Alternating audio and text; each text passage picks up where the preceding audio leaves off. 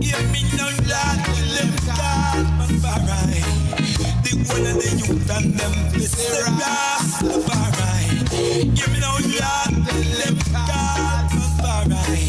The whole of the youth and them, Mr. Rastafari. Rastafari. The whole of the youth and them, Mr. Rastafari. Propaganda, propaganda, propaganda, propaganda, propaganda, propaganda, news media, propaganda, propaganda, propaganda, propaganda, only for propaganda, propaganda, propaganda, propaganda, propaganda, propaganda, news media. Propaganda, propaganda, propaganda, propaganda. Oh gosh. Original man, he was black, he was black, he was an African. Carbon, you are. Science will show that and prove that over and over again. Just see and home. We tell them honor your fathers that your days may be long. Original black man. We were here from foundation of time. We will remain until the end. Just get no hope. Don't listen to propaganda. Propaganda, propaganda, propaganda, propaganda.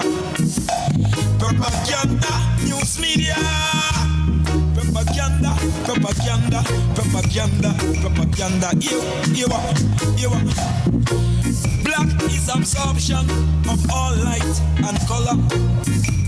So hear me, little sister. In the earth and in the sky are the cycles of your womb. See yourself precious once again.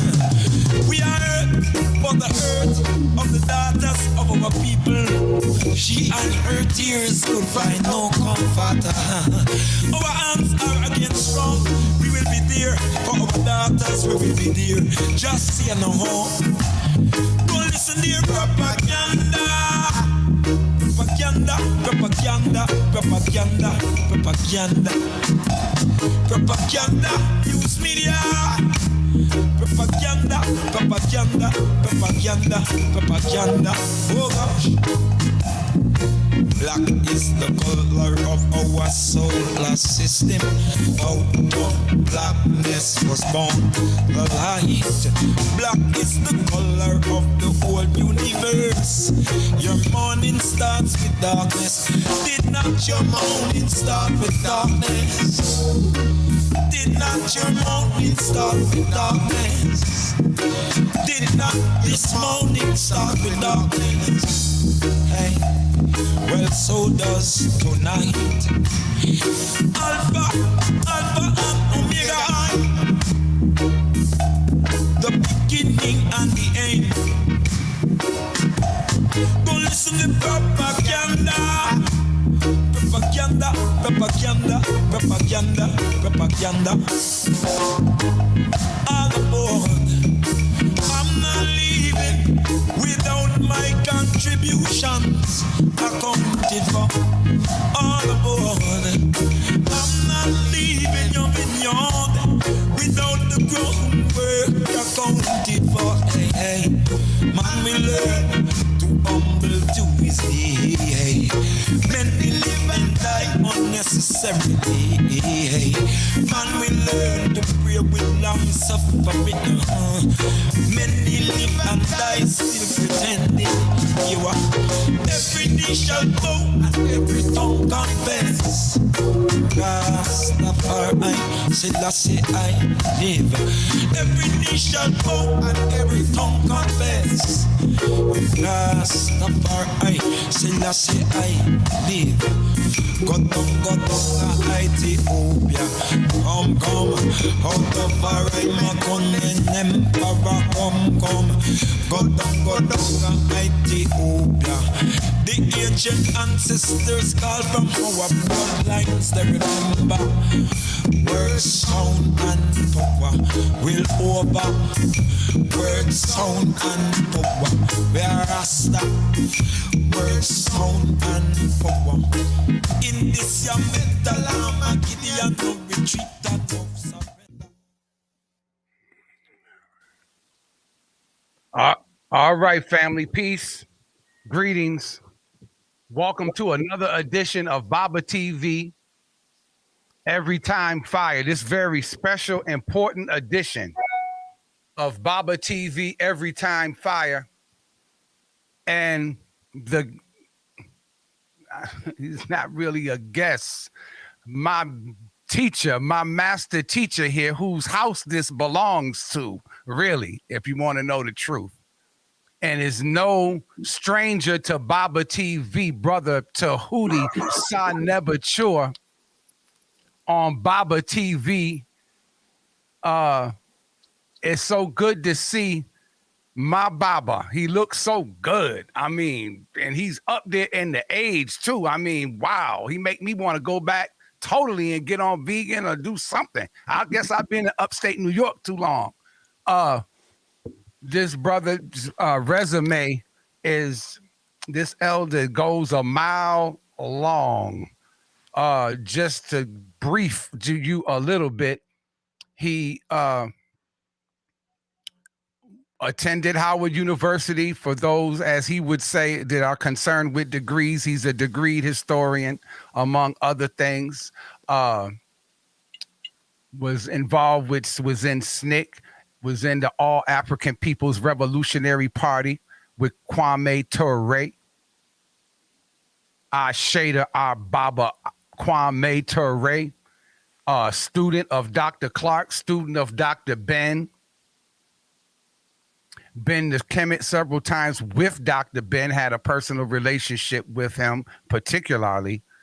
And to name a few things, about him. I met him probably going on 35 years ago when I was approximately maybe 21 or so. And he's was co-owner then of the House of Kemet in Washington, D.C., where he was dispensating the information. He's a guru when it comes to the books, and the Howard students would come to see Brother Tehuti at Howard, and that's how I remember him with the books. He's like the doctor. You know, when you go to the doctor, the doctor knows what pill to give. You know, he just didn't throw books at you and say, okay, buy this book, this book good, that book good. But he knew how to go into the books. And then based on the individual need of the brother or sister, I watched this. Read the book, give the person a total insight of the book before they bought the book. It wasn't just buy the book, give me your money. No, you got an education before you bought the book. You were happy and comfortable and confident knowing that you were in the right place, and you received the right things to take home with you.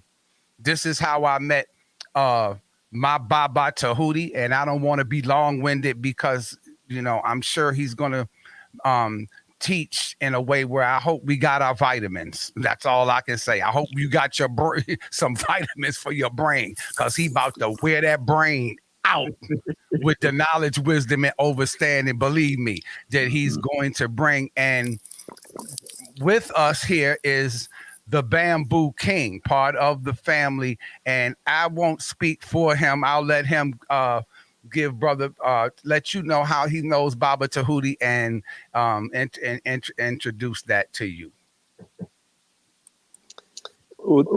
Just so grateful to be here. So grateful to be welcome to Baba TV for this special presentation right here with Baba Tehuti Sa Nebature, master teacher, and one of the master teachers who's still with us and still teaching and still going so hard, and huge inspiration for myself, huge inspiration for Brother Baba. You know, I met Brother Tehuti when I was just a little kid, just starting with the dreadlocks and going to the House of Kemet. I believe Jewels of Baton is what it was at the beginning. with Brother Rafu and trying to get all the knowledge I could get about Rastafari and Haile Selassie and this and that bridged into the pantheon of Black consciousness that emanated from the House of Kemet over on Georgia Avenue, and that was just getting into it. And when me and Brother Baba became acquainted, that's when I realized how familiar Brother Baba was with Baba Tehuti and Brother Rafu and the family at the House of Kemet, and that's when I became a little bit more exposed to the deepness and vastness of the consciousness that just flowed from that vessel. And the vessel that is Baba Tehuti, and just so blessed to be able to receive all the teaching and inspiration and recommended reading and insight and perspective from the experiences of someone not who just read about it in books, but actually trod the road and was on the journey with all of these greats that aren't with us today on this physical realm today.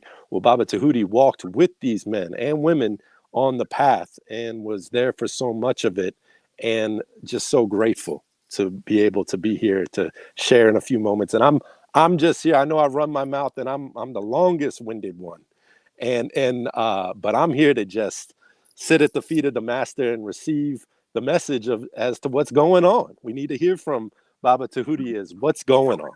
So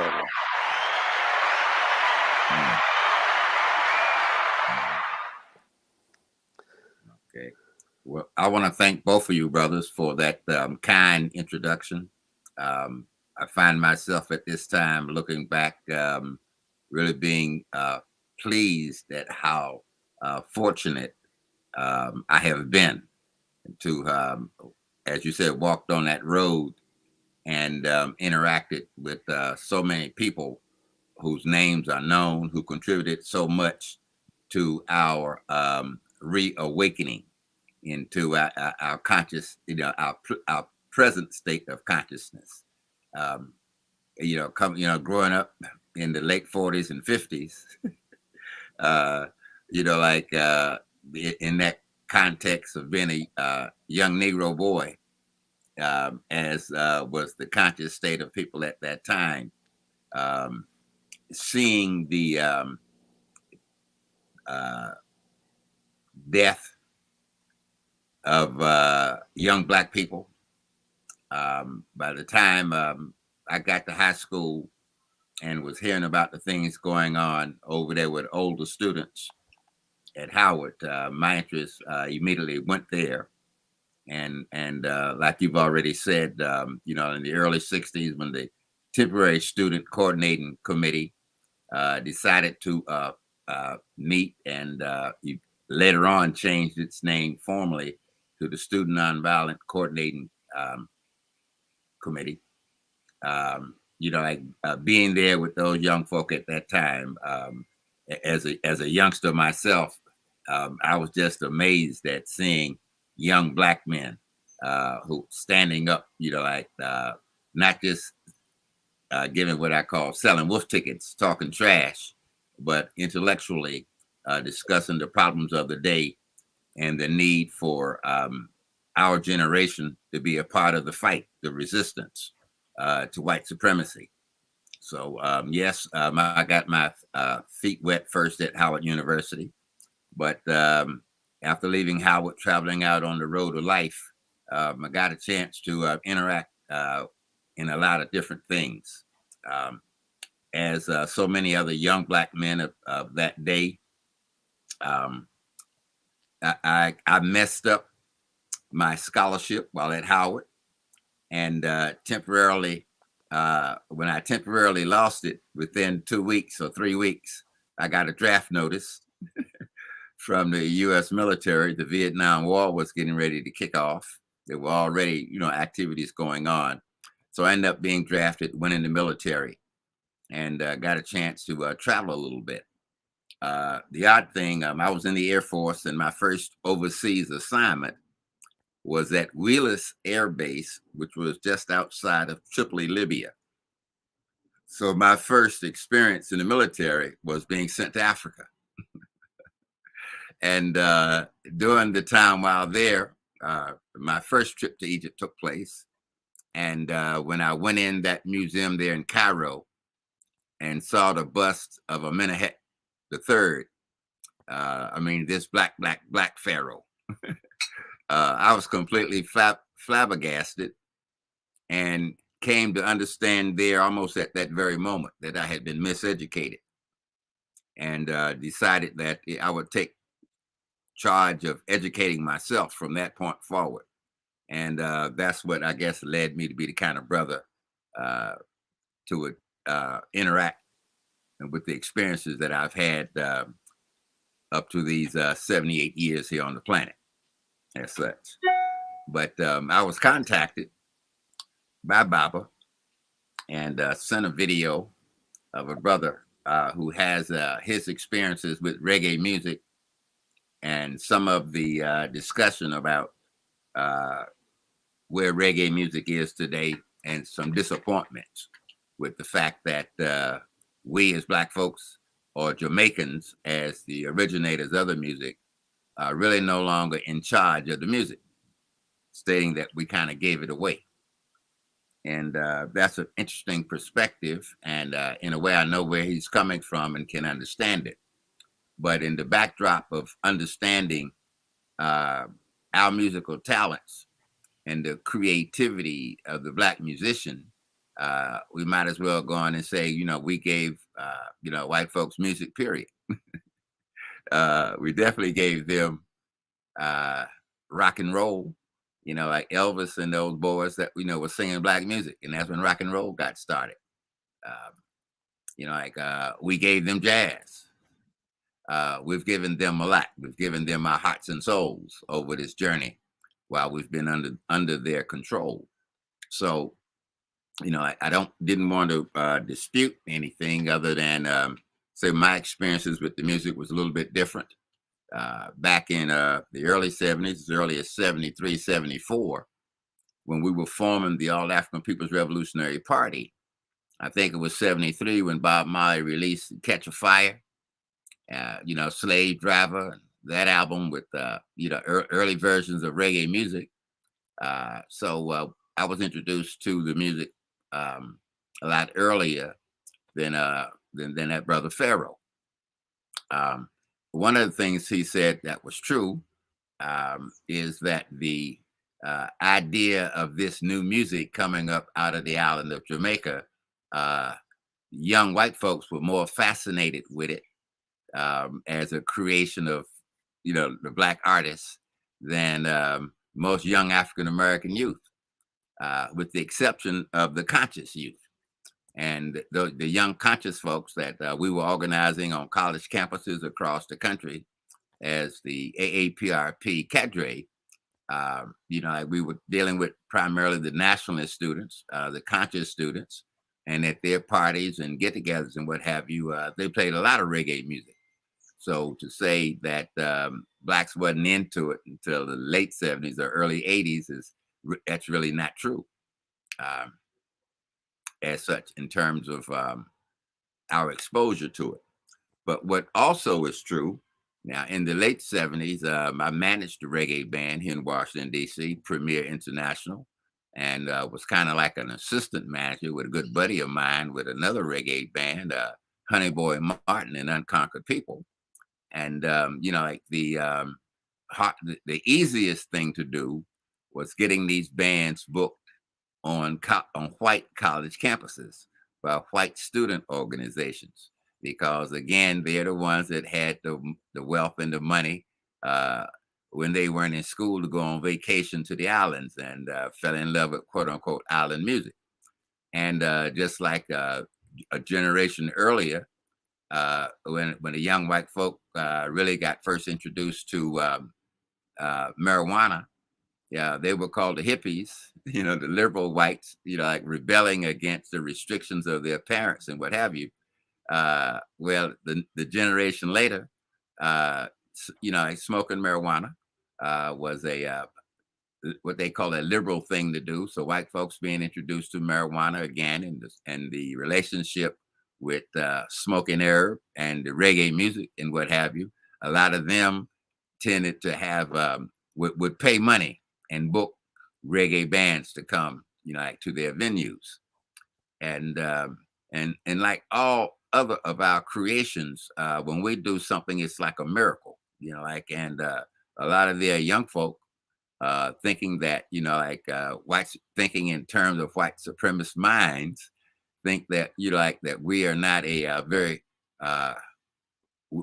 creative people, are amazed when we do create something. I mean, when you go back to the 1920s, when those boys came up the Mississippi River on those trains stopping in from New Orleans to St. Louis, Memphis, Tennessee, up to Chicago, bringing that music out of the South. Again, the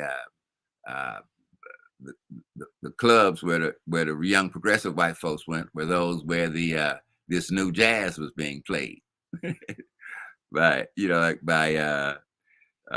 all those boys, in terms of another music they're being introduced to for the first time. And then as this blues got more urbanized, because again of the city life and the pace of it, in both like cities like St. Louis, cities like Chicago, and what have you, the faster form of the blues has been played that basically was called rhythm. So the rhythm and blues, music, again, a creation of Black musicians. Again, they didn't go to colleges and universities or any type of formal schools of music to learn this. They created this because, again, that's our basic nature as a people. We are creators. We're not destroyers by our nature like other people are, and what have you. So the idea that our cultural creation, especially coming out of Jamaica, as all of the Caribbean countries were experiencing this what we call freedom. That is, they had kind of broken away from their colonial masters, entering a state of neo-colonialism. But Jamaicans, as a new country, celebrating themselves, the fact that in the out of what they call proper Jamaican life, there was a mass of Jamaican people that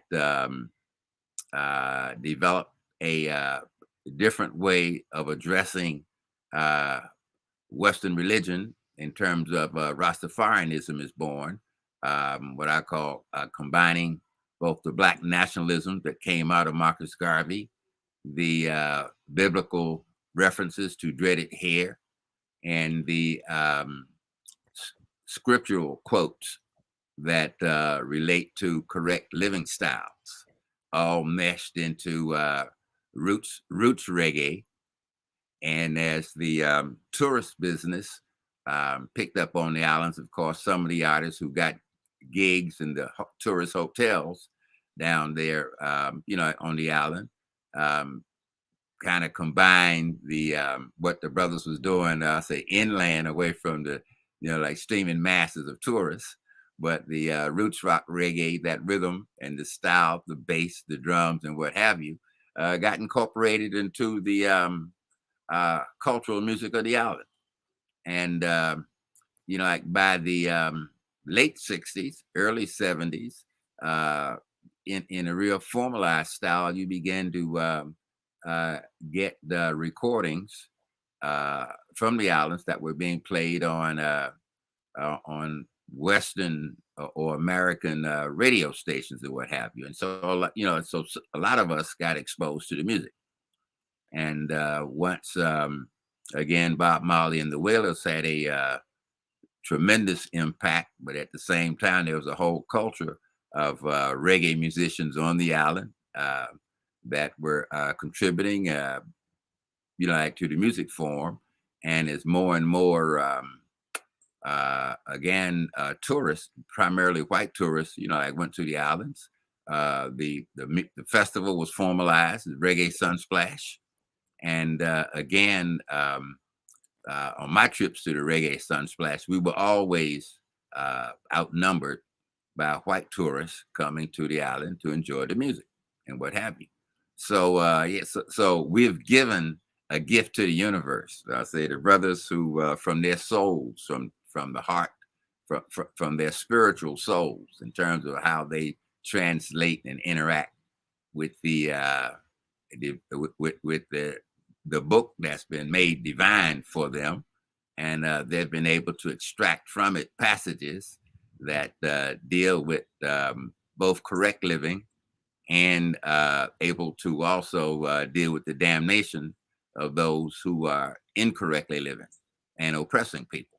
So, and the music of people in rebellion against colonialism, against white supremacy, against white world imperialism, it created a musical style that's entertained people, but it's also shown the beauty of creativity, how we've taken music that's been here on the planet with us, that we've played, for millions of years, and able to, again, recombine it from their heart and soul. Again, this music wasn't created in a musical school someplace. Again, like brothers sitting up, in the hills, with their instruments, in their chants and what have you.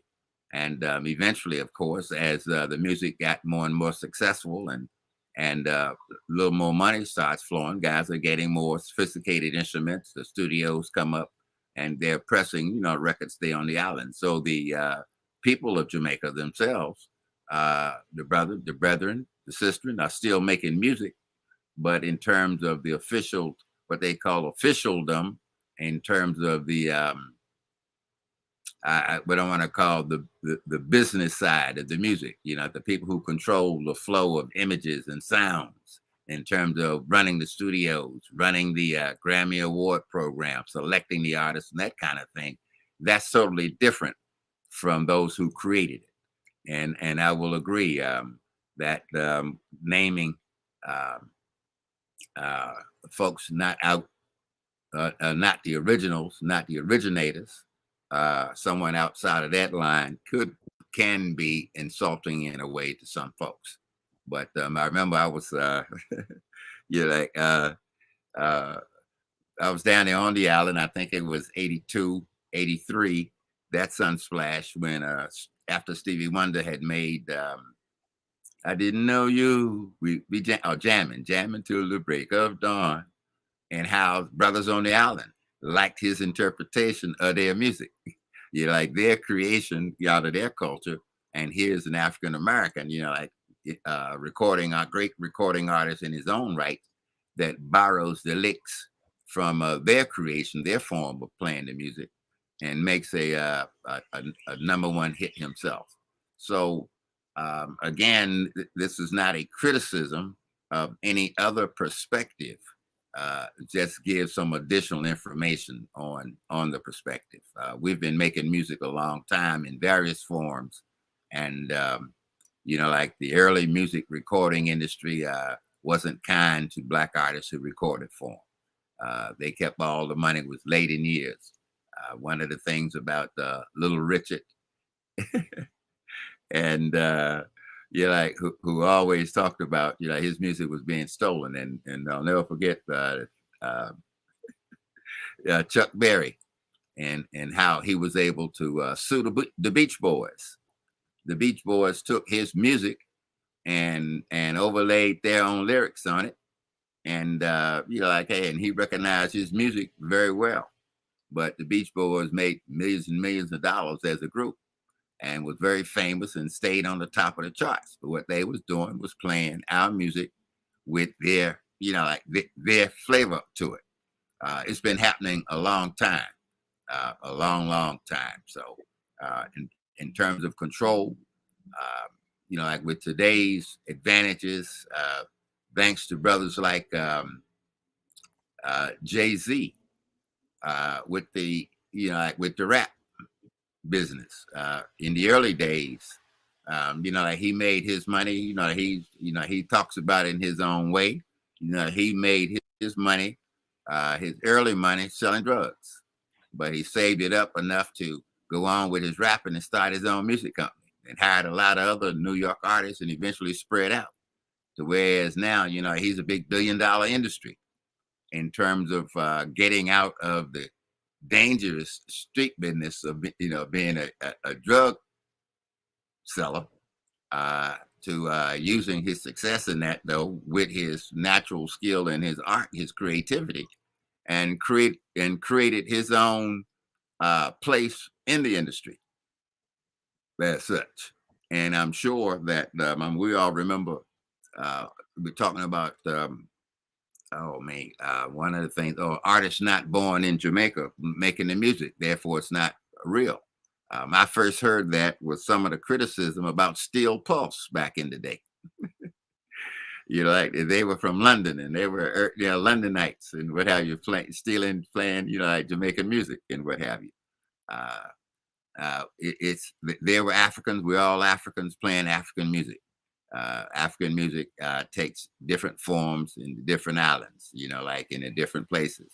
You go to South America, you go to North America, you go to the islands, you go back on the continent at home. It's all African music, and like with different rhythms and beats added or subtracted based on the experiences of the artists who were creating the music at that point.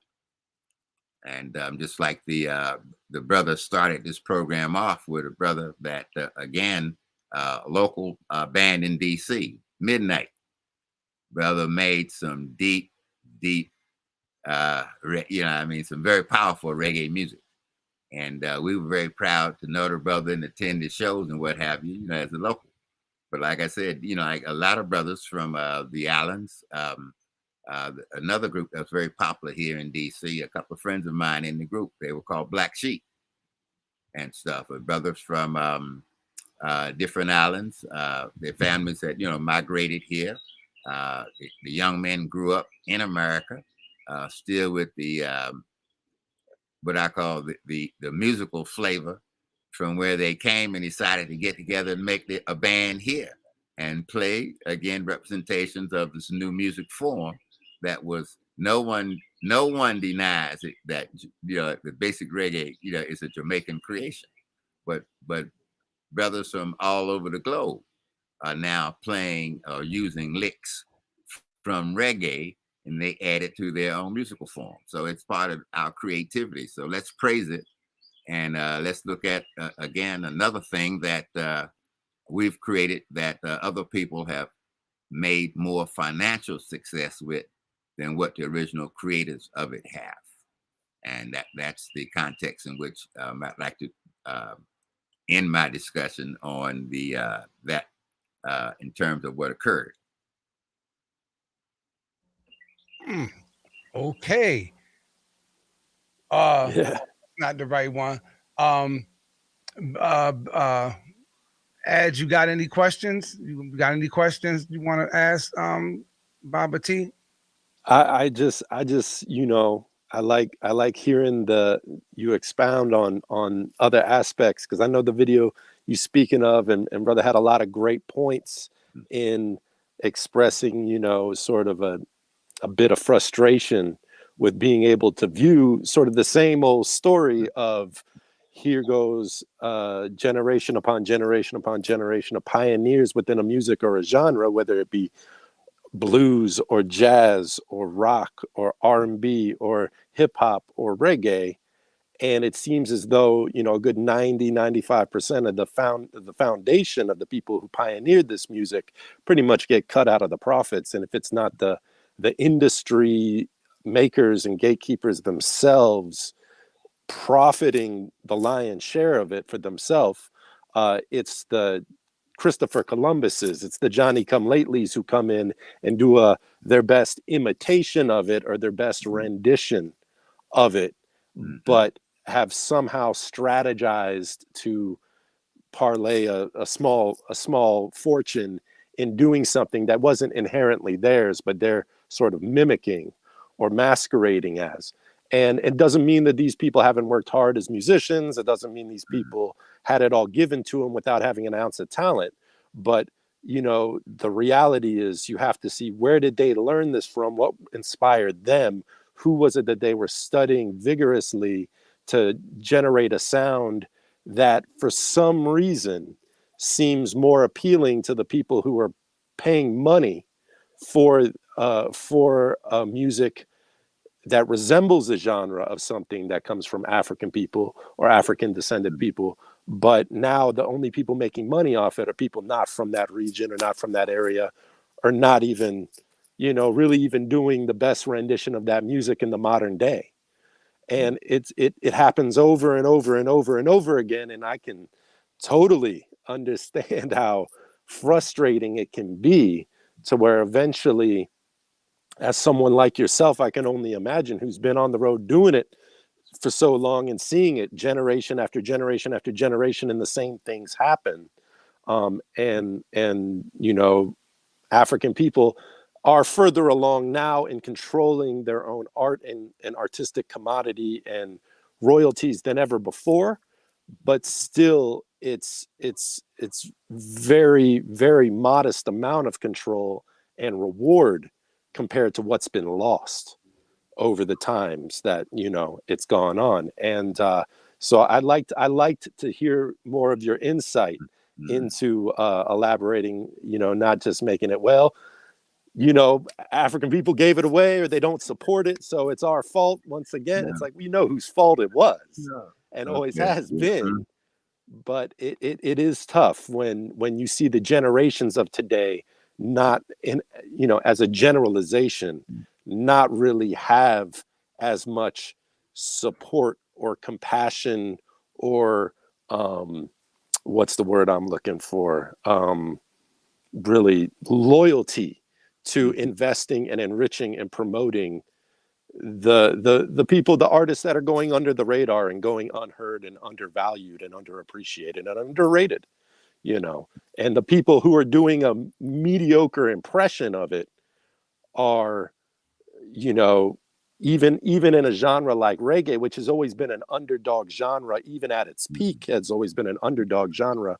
You're seeing a lot of American artists and Hawaiian artists that are doing a great rendition of something you could call reggae music or reggae-ish music, or some people say reggae light or brogay or surfer reggae or whatever people call it now. But these people are succeeding tremendously in the industry, even with a subgenre of a genre that's always been looked at as an underdog in the music industry. So it's just really good to hear your insight and experience in seeing that from you. Well, thank you.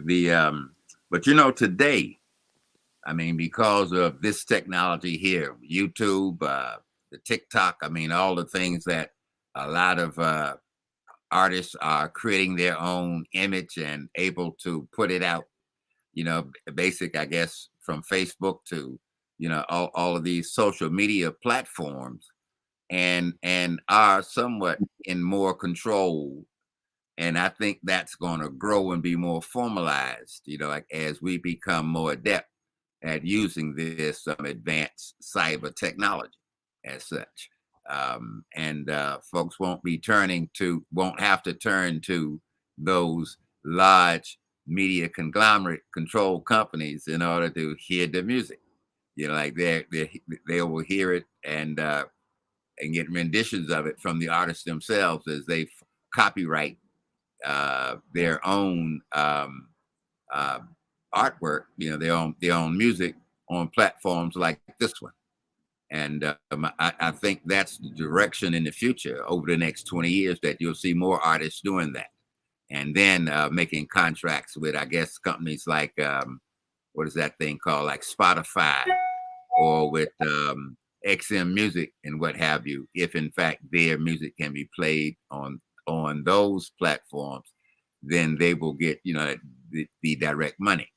But in terms of the now the big glorifying shows, what I call the Emmys, the Oscars, the Grammys, and those kind of things, where the people, like who own and control the business, get together and glorify themselves every year and give a little statue of some kind to somebody that they select as their artist of the year.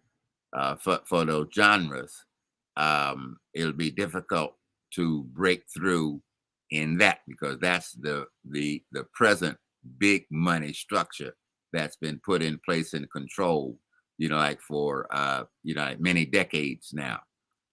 That's why I said again, I think that Artists like Jay-Z and what he did when he started I think it was the Rockefeller label, and other artists will look at that model and will decide to formulate their own companies and release, like all of their music or artwork only through the label that they create for themselves. So anyone else that's using it will have to pay them royalties for the use of their creativity on other platforms. I think that's the artists of the future are going to have to outsmart the old capitalist structure in order to get more control.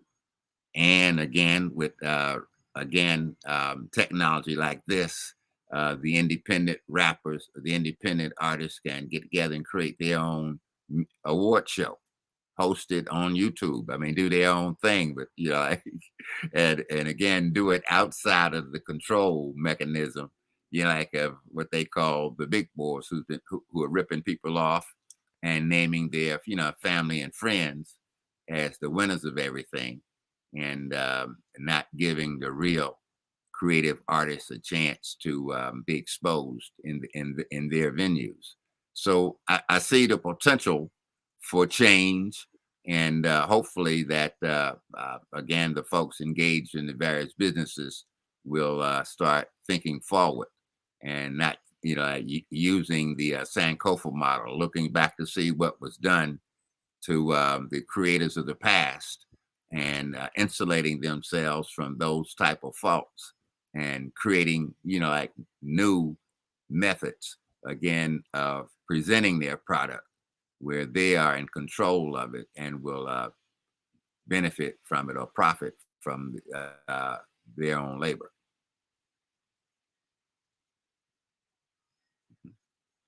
Beautiful. And I think we need to as well be very skeptical of YouTube now, because you have a lot of people on YouTube because of the monetization. You making some money who are taking a lot of the artists, reggae artists, music, and putting it on there. So the people saying, damn, I can get right on here and snatch it right off YouTube and bypass Spotify, bypass the places where they should be going to support these artists, not on Amazon, because they only get a couple pennies off the dollar, as we have learned recently, that they don't get a pittance is all they get if you don't go to the shows and buy it directly from them, or as you say, Baba Tehuti, get the artists themselves get their own website.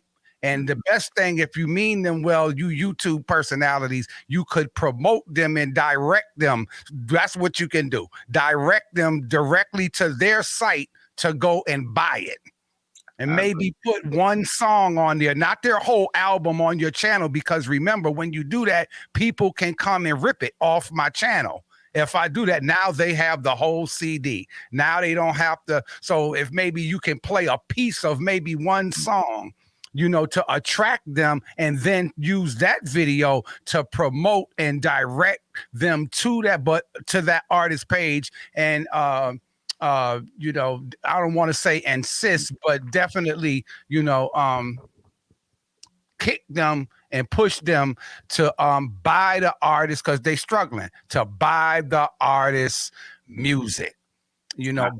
So I think we have to be careful with YouTube, because there's people that don't give a damn about nothing but these pennies that YouTube is giving them. My page is not monetized.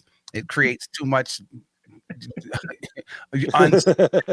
confusion and somewhere else, and I still make money, and I don't need YouTube for it. So I'm not faulting those who do, though, who make money on YouTube. I don't think that it's not sinister as a business, but the way sometimes we, misuse it and misuse ourselves with those tools is wrong. So I just opt not to monetize my channel anymore. And I feel a lot more comfortable with that. That's not the reason why Baba TV started out. I didn't even know I had Baba TV for a few years before I even found out that you could monetize. So my heart, I had to take a look back at myself and realize that my heart was never in the money making part of it anyway. It was good to get the information to the people. So that's all. I just wanted to add my little 2 cents to that, brother Tehuti. And I don't want to direct the traffic. So go ahead, brother. I did want to ask Baba Tahuti one more thing before we leave music and this aspect of the music journey. I did want to bring something up, which is sort of just a reflection on some prophetic aspect of our past, which actually is the winners, kind of something that has conjured up a lot of this conversation, is the winners of the latest reggae Grammy of this last year were actually the band who came and witnessed one of the presentations you did at our headquarters at ADD Sound Syndrome presents Baba Tahuti with, I believe it was an Origin and Evolution of Modern Religion breakdown of the evolution of the Christ and from Horus and Horu on up to modern Jesus and Jupiter, Zeus, and all the evolutions of modern religion from the ancient spiritual systems of ancient Kemet.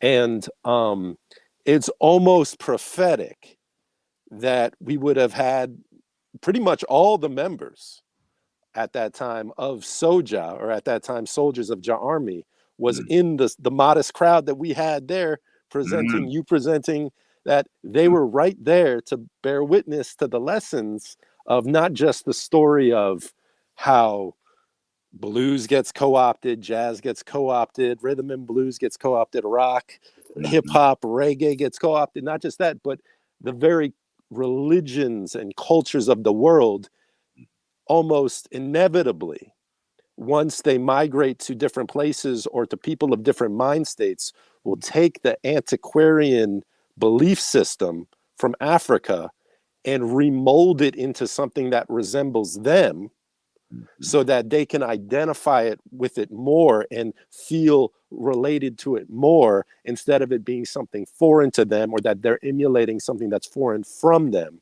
They craft it into something that more resembles them, and then puts that back out into the world, which then in turn should affect, you would think, would affect other people, and they would do the same thing. But it's kind of stagnated into that white Christ sort of thing for so long, and it's almost transcends the whole religious model to the model of music, whereas you have white people doing blues and white people doing jazz and white people doing rock and roll and hip hop and R&B and reggae, and because they've taken it and put it out there in a unique way that it can more, and turn the religion into something that young white people can relate to more than identifying the genuine article artifact.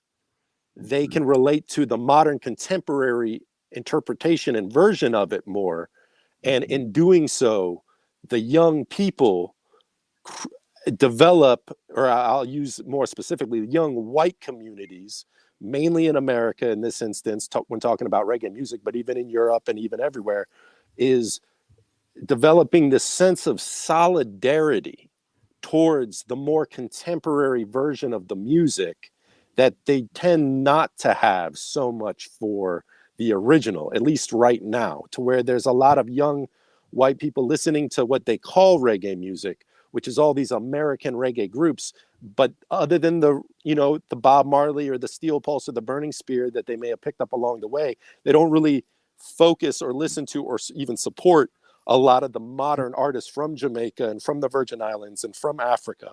And I think the ultimately just laying that groundwork to say that one thing I've noticed that's coming to my mind through having these conversations with Brother Baba and other people about the Grammy win and the precedence for non-Jamaican people starting to be eligible to win the one Grammy or one Billboard Music Award that's actually sort of quasi-reserved for Caribbean people, is now going to non-Caribbean people, and it's going to become more commonplace because the people that are voting and the people that are spending all their money and the people that are supporting it are, that's the stuff they're rooting for, and that's the stuff they identify with. And the one word that keeps coming to me, which is unfortunate, I think, not unfortunate that they have it for their people and their groups that they like, but for that African people here in the West and African people abroad aren't really really projecting it out, is solidarity. It seems as though these young white people have more of a solidarity towards supporting these white American reggae bands than Jamaicans, for instance, are supporting Jamaican reggae music or Caribbean reggae music or Rastafarian reggae music with a conscious black, unapologetically black message. It seems as though it's not getting that same sort of solidarity as what these American reggae bands are receiving from their fan base, that I wouldn't hesitate to say is slightly a different fan base. I mean, even at this time, when you look at old school roots reggae and the labels releasing reissues of old school 60s and 70s roots reggae albums, and these reissue labels, they're all in France, they're all in Spain, they're all in Italy, you know, they're all in Germany. Like, Europe and white Europeans seem to have more love for Jamaican musical culture than a lot of other people. I mean, and what do you think of that, Baba Tehuti? Well, I mean, what you're saying is true.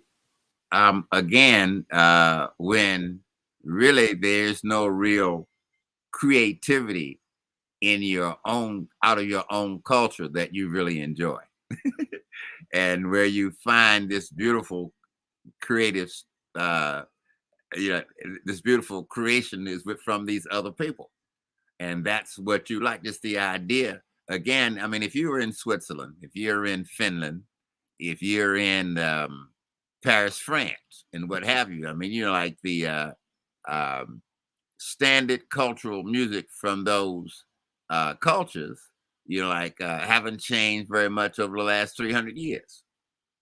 It's almost still the same music. They're classical music of their cultures, where the newness is, where the excitement is, you know, like where the music that makes something where you can feel something inside you change. You really feel the rhythm. You feel that the effect of that bass drum, that bass line kicking, and what have you. It's an experience that they didn't know anything about until they heard this music out of the islands, out of Jamaica. You know, as such, I mean, some they got to go back and read what some of those white supremacist South Africans were saying about the African music coming out of South Africa as they were oppressing those people. You know, like the best thing about them, one boy wrote, was the music, that beautiful music that they produce. See, we're oppressing you. We got our foot on your back. We got you working for us. We in charge, and we got you on the bottom of the social ladder. But we love the creativity that comes out of you, not understanding that when you are oppressing somebody, when you're oppressing a man's soul, it'll cry out and what have you. And the way it cries out, you know, like rhythmically, you know, like from the string, from the horn, from whatever, you can feel that.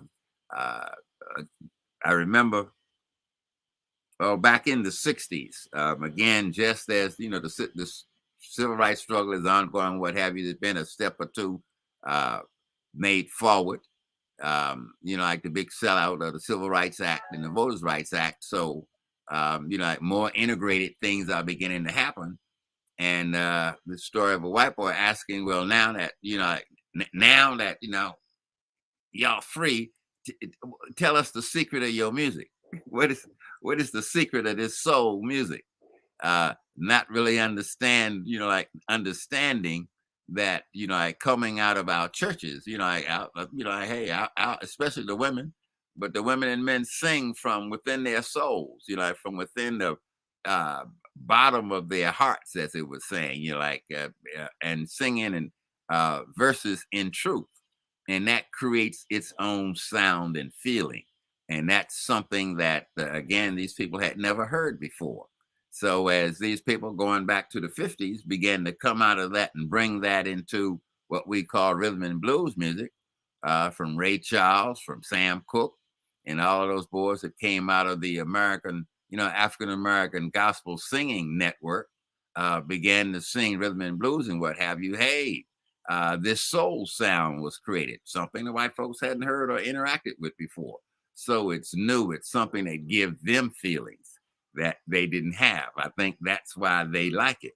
Now, all this imitation stuff, I think the one of the biggest tragedies on Black musical creativity was the electrification or digitizing of Black music. This this digital stuff that's being produced off of these synthesizers and what have you, this electronic sounds, to me, is not as authentic and doesn't have the same beat and physical effect that authentic musicians playing, have and what have you. But now they don't need the authentic musician because they think they've digitized it, to the degree where they can hit a key and push a button, turn a little knob, and this synthesized sound that comes out that's similar.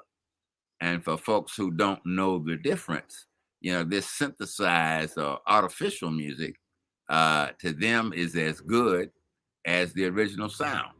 So this is why you got young white folks hear a white group that's playing synthesized or studio synthesized music and what have you. It sounds similar to what the Black artist was doing, but it's not, and that's good enough for them. And that's why they will promote that. But the authentic, the original of the original still comes out of the brothers.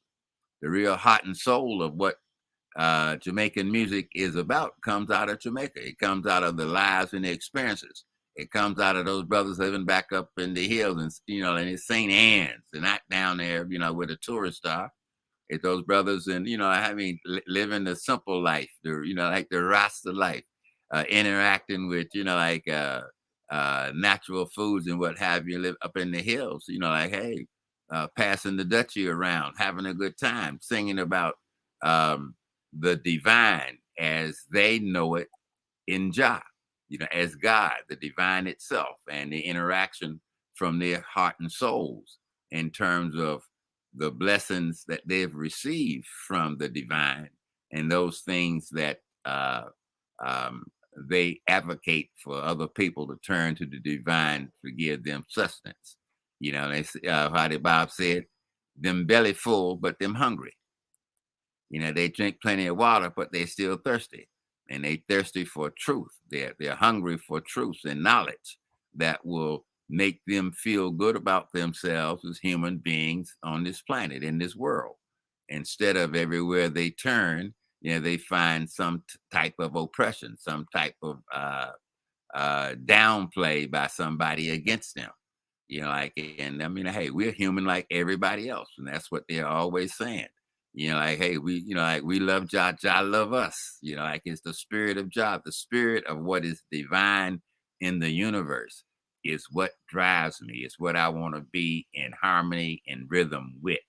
That is the one love. The love doesn't have, 100 different meanings when it gets down to what we're talking about. We're talking about the love of humanity itself, the love of being on this planet that has the conscious experience of understanding life, what life is, of all the things that's alive on the planet. I mean, we're the ones that get a chance to experience it in the way and reflect upon it, reflect back, musically. We threw it through song, we threw it through our rap, through our poetry. We do it through our artistry. See, like it's a divine element that is and is real that we want to be in line with. All of that stuff coming from the negative side, that's not our nature. There are people whose nature, however, is the negative. Everything they do, dig up the earth, destroy it, dump waste in it, don't care anything about the natural environment, just scrape, empower ourselves with wealth and materialism and destroy everything else that's around us, in terms. So that negativity drives one set of people, and that, that love out, the way the Rastas expressed, the real love down inside ourselves is what we want to be about. That's the vibe we want to be on. And that vibe itself created a music form unlike any other like they're on the planet. It came out of Jamaica. It's Jamaican. It's the Jamaican heart and soul. It's their rhythm of folks standing up in freedom and expressing themselves about the, telling the oppressor man to get down, and the fact that it's a new day and we want to rise up in harmony, on a love stream, with the divine itself, whether we call it divine Jah, whether we call it the divine Rasta, we call it the divine Jehovah, we call it the divine Allah. There are many names from many different cultures which try to express this idea of what the divine is and its message to us as humans. And when we reflect back on and are in harmony with that, we create beautiful harmonies, beautiful rhythms that comes out of our cultures, wherever they are. Beautiful. Beautiful. Yeah, and I just want to add, just to throw something in the garbage, that them Grammys don't mean a damn thing. They're hand selected. I think Black Uhuru back in, now I'm just learning all this, back in 1970 something, 80s, was the first one to win a Grammy. And so I've been told the brother took the trophy and used it as a door stopper. I can believe that. Because I can believe that. Hey, the value of it. Yeah, I guess he had enough sense to realize that I'm not going, in consciousness, to realize that, look, you the oppressor. I'm the creator. I don't need you to validate me with your award. That's what that said. But Tehuti, I don't want to stay on that long. There's a question for you in the comments. I will post it right now by Donnie Williams. Question for Baba Tehuti. What are his thoughts on arguments whether the ancient Egyptians were black or not? Thanks in advance for a response. Brother Williams, thank you for the question. It depends on where you want to draw the line, like in history, in terms of what you mean by ancient. So let me start here. The folks who founded the Nile Valley civilization and culture, going back to its earliest period, were black people. Over time, especially up in the Mediterranean coastal area, because that also was a land bridge from Africa through what we call Western Asia up into Europe, many peoples traveled back and forth along those routes. It's what we called Lower Kemet, not Upper Kemet. Upper Kemet is, up in Africa, upriver, as we say, downriver by the Mediterranean coast, what was the Delta region and what have you. A lot of that didn't even exist as it does today when ancient Kemet was founded and peopled by black folks. As they say in their own record, Lower Kemet was a gift of the Nile. As the river flooded annually, and from time to time, ferocious floods, the river flooded ferociously with a lot of soil and silt being washed from inner Africa northward along the Nile and deposited along the banks and what filled in the area, the landed area of what is now the Delta region. Now, down there in that region, peoples from various tribal groups and various nations, settled that area.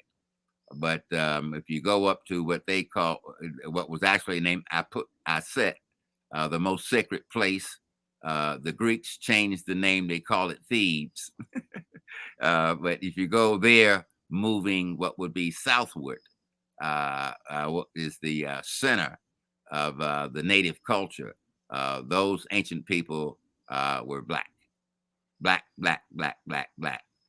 mixed race, not light brown, not high yellow, none of that. They were black people. All right. Over time, unfortunately, with the process of pharaohs and some top Kemetic officials began to accept brides or women, as bridal gifts from kings of neighboring countries. So, like from Assyria, from Persia, from all over what today we call the Middle East, and even other places in Africa itself, that other kings would give gifts of women from their societies to these kings. So at some point, you began to see what I call a mixed race lineage in certain dynasties, and these are family groups of rulers. You began to see that. But when you go to the base civilization, the people who did the work, who had the ideas, who built the structures themselves, were all black people. And eventually others began to drift in. By the what it called the end of the Black World Order, and that's a term that I use from a college lecture, because a lot of people don't know anything about the Black World Order. But the Black World Order significantly is I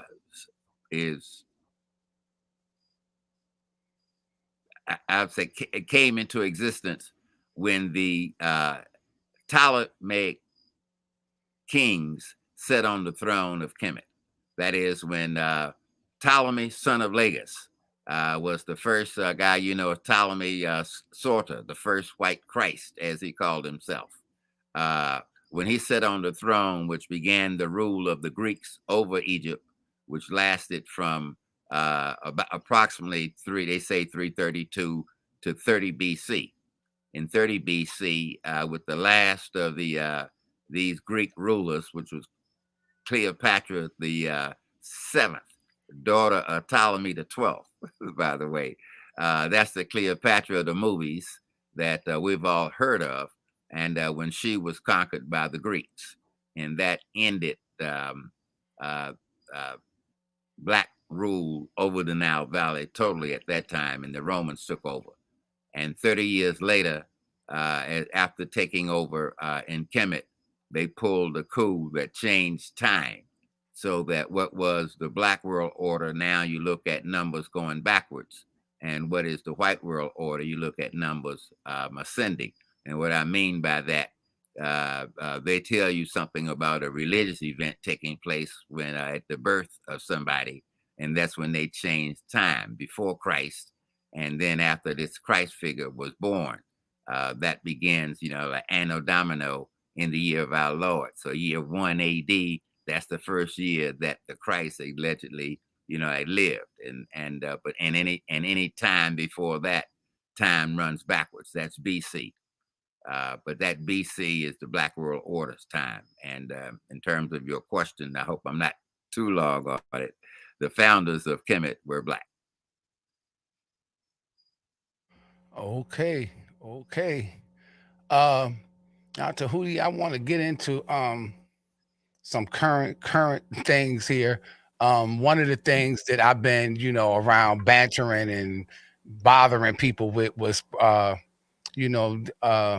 Elizabeth passed away, and I kept focus ever since Harry been over here, the son. Why are they doing Harry like this? I'm asking why are they doing Harry like this? They done threw Harry away.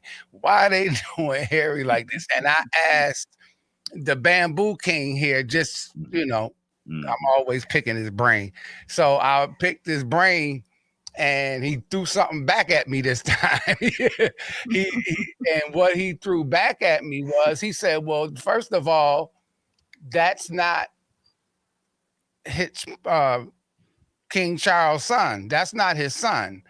And so I said, what you mean that's not his son? Them royal people there, they can't, I'm wondering why they kicking him out. That's his son. And then he did the knowledge and said, talked about his mother and, going around, and she had met somebody, and, and then I asked you about it the other day, and I said that I had reservations about what he had told me and so forth. And can you elaborate? What did you have to say? I'll let you say it. What did you say, T?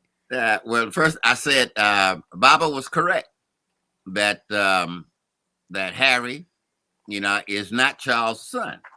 And back in the day, like again, when People don't know the full story of this royal family and the stuff that was going on.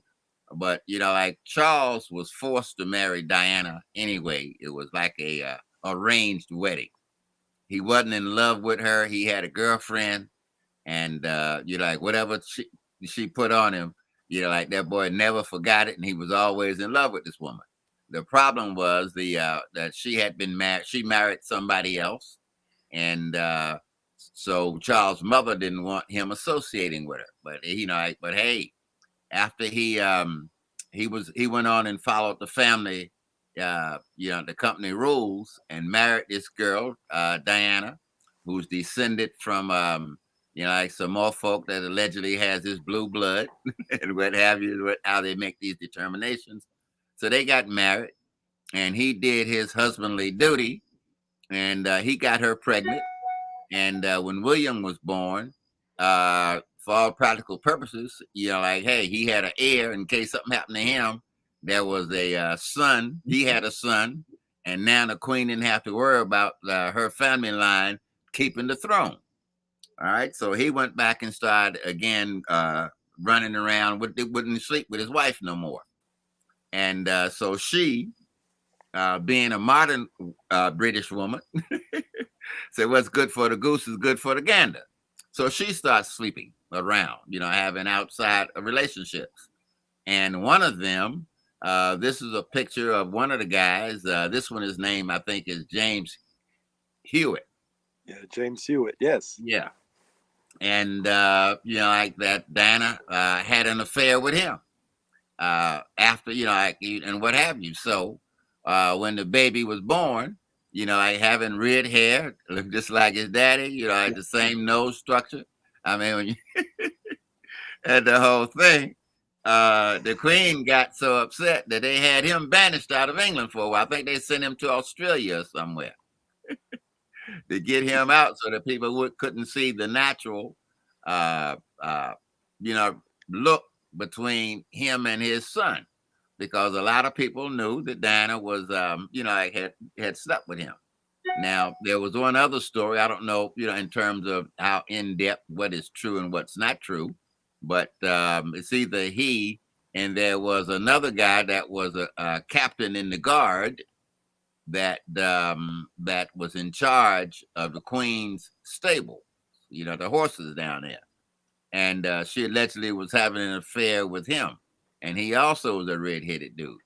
But at any rate, it was quite obvious to anyone who looking at the pictures that the rumor mill was basically true, that Diana, did have outside relations. In fact, her death and the fact that she was having those outside relations directly led to me getting thrown off WPFW radio show, at the Spear, where I was on with Jesse McDade, with our own radio show there. And, we would bring information hard and straightforward, just like you're doing here in this forum. But one of the callers called in. Our show came on the day after she was killed. So it was still hot on the news, showing the car down there in the underground where it hit the wall and the whole thing. So a caller called in and just asked, Brother Tehuti, what do you think about all this Princess Diana stuff? And I answered, well, I thought she had been killed because she was a promiscuous woman. And Jesse said, "You right, Tehuti. She was a hoe." All right. So anyway, we finished the show that night, and which was Sunday. And I think on Tuesday of that week, the radio station got a call from the British Embassy, and they were insulted by what was said on the air Sunday night about, Princess Diana and this kind of thing. And in order for we were barred. In fact, they had a guard up there at the door that was specifically told, don't let us in the building. And the compromise eventually was that if we were allowed to come back on the air and apologize for what we said about Princess Diana, then they would allow the radio show to continue. Jesse McDade, my partner, said, "Oh hell no! It's the First Amendment. I got a right to say anything I want to say. This is WPFW. This is the spear, right?" And he refused to do it, and therefore they ended the show. But again, she was promiscuous. She was sleeping around with a lot of people, and again, if you remember that she was killed while in the company of the guy from Egypt, a non-white, and the queen was not going to have that going on in her family, in her kingdom. So, do I think it was just an accident? No, I'm going to join the conspiracy theorists, and I tell people the only person who survived the car accident was the guy riding shotgun. And if you're sitting up in the front of a car and the guy steering the car is over on your left, and you're sitting in the right hand side, if you reach over with your left hand and grab the bottom of the steering wheel and jerk it toward you, the car is going to make an immediate turn to the left and hit anything that's over there on the left. And now what happened. The car made an immediate turn, uncontrolled turn to the left for some odd reason, and hit this pole, and 1 and 3 of the 4 people in the car died. It's such. So do I think, hey, I'm joining the world of the conspiracy thinkers, and I think it was a professional hit done. That's what I think about that. But going back to Harry, I agree with Adam that Harry is not Charles's son, and for Harry to go further and outside of the family line and decide he was going to marry a mixed race woman himself, the Queen is from a long line of people who consider themselves pure and pure white, even though they're her 4 times great grandfather, George the fifth, the 4th or 5th. Anyway, he was married to a black woman. In fact, when the American Revolution was being fought, King George's wife was Charlotte Mecklenburg, and anyone from North Carolina will let you understand that the Charlotte, North Carolina, is named after this woman who was the wife of the king, and Mecklenburg County also is named after her and her family line, right here in the United States of America. So if you pull out a pen and write down Charlotte Mecklenburg and Google it and look at the pictures that'll come up. Look at that beautiful, especially the one in color, where you can really see the nature of her hair. Look at her lips, look at the whole thing. She was a black woman. Everybody knew she was black, and they kind of admit it, but they try to beat around the bush and talk about her father had an affair with an African woman and what have you. But anyway, in addition to Charles, as now King Charles III. The first statement that he made, one of the first statements that he made, okay, I'm okay with Harry and Meghan living in America. They gone. They made their choice. Good luck, and we wish you the best in life and what have you. So, hey, get out of his hair. I'm not your daddy anyway. So go on and do what you want to do. I'm not going to get in your way. You free. You can do and be what you want. But that's Harry and Addie. For all of this coming up around the death of the Queen, and a lot of folks are asking, I've gotten in a little bit of trouble. People don't understand my answer why I'm so harsh on the Queen, but I'm, I'm harsh on from Queen Elizabeth I to Queen Elizabeth II to this one. They ran the biggest business empire that had charge over shipping millions of Africans from the west coast of Africa to the colonies here in the Western Hemisphere.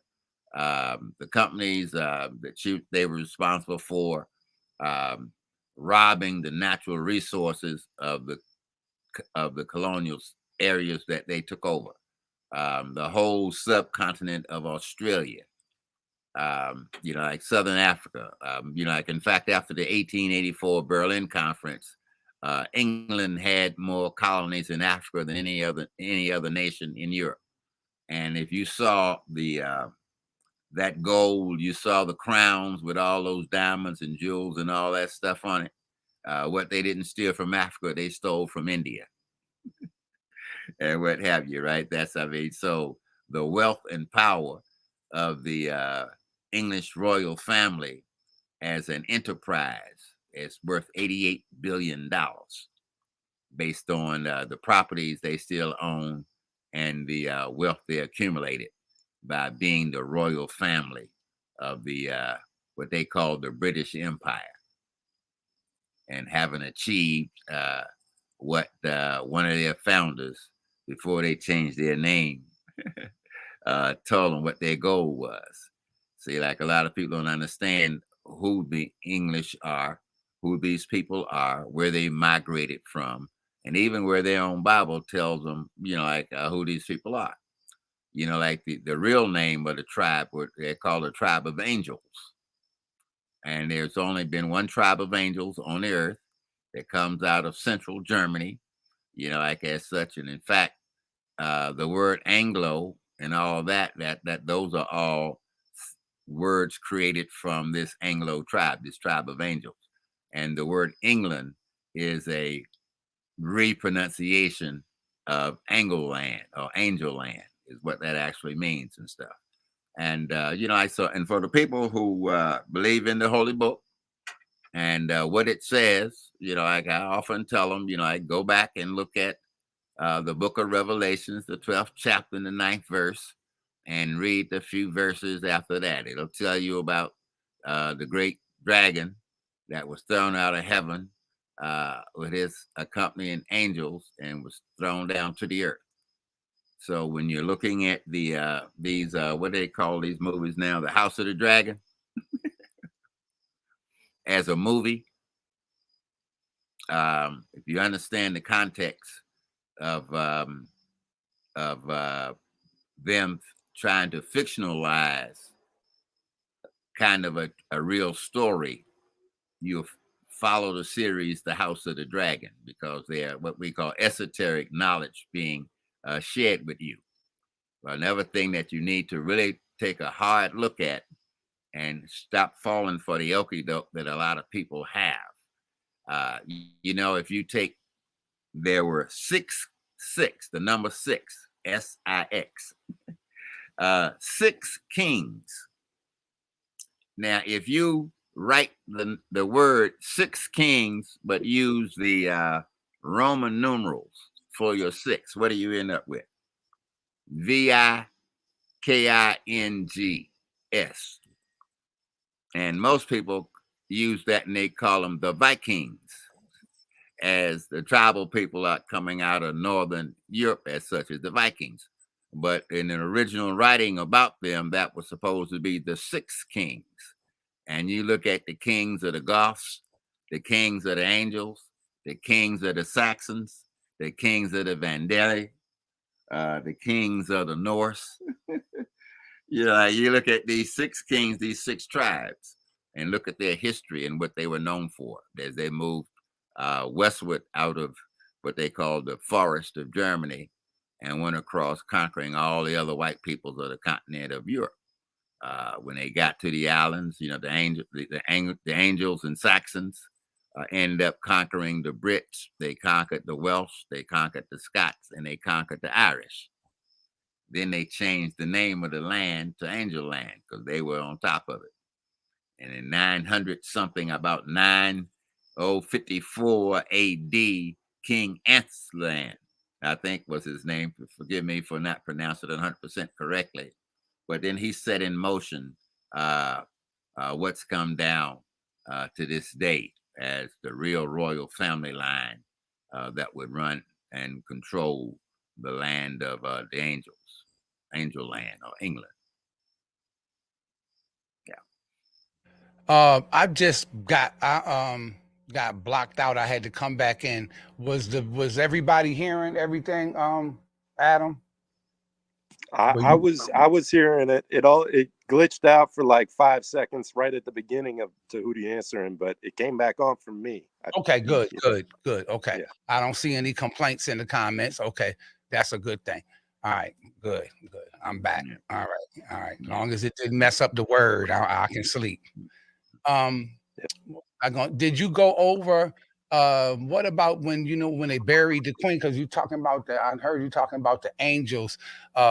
They burying the queen, they was burying the queen, and they kept talking about the angels. And does that have what correlation does that have? Talk about that. Okay, well, I just basically did. That's her tribe. I mean, that's the tribe that she's from, the tribe of angels. And like that tribe of angels, again, they use the modern pronunciation and they call them Angles.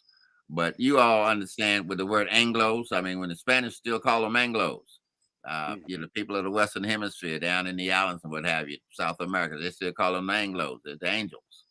It's who they are. And again, their tribe went back from 900, I think it was 954 AD up through 2022 in terms of these tribes having conquered the people of the British Isles and renamed the land after themselves, and they've been running stuff. And their goals and what they have done during the whole course of their tenure as the ruling families, of that empire.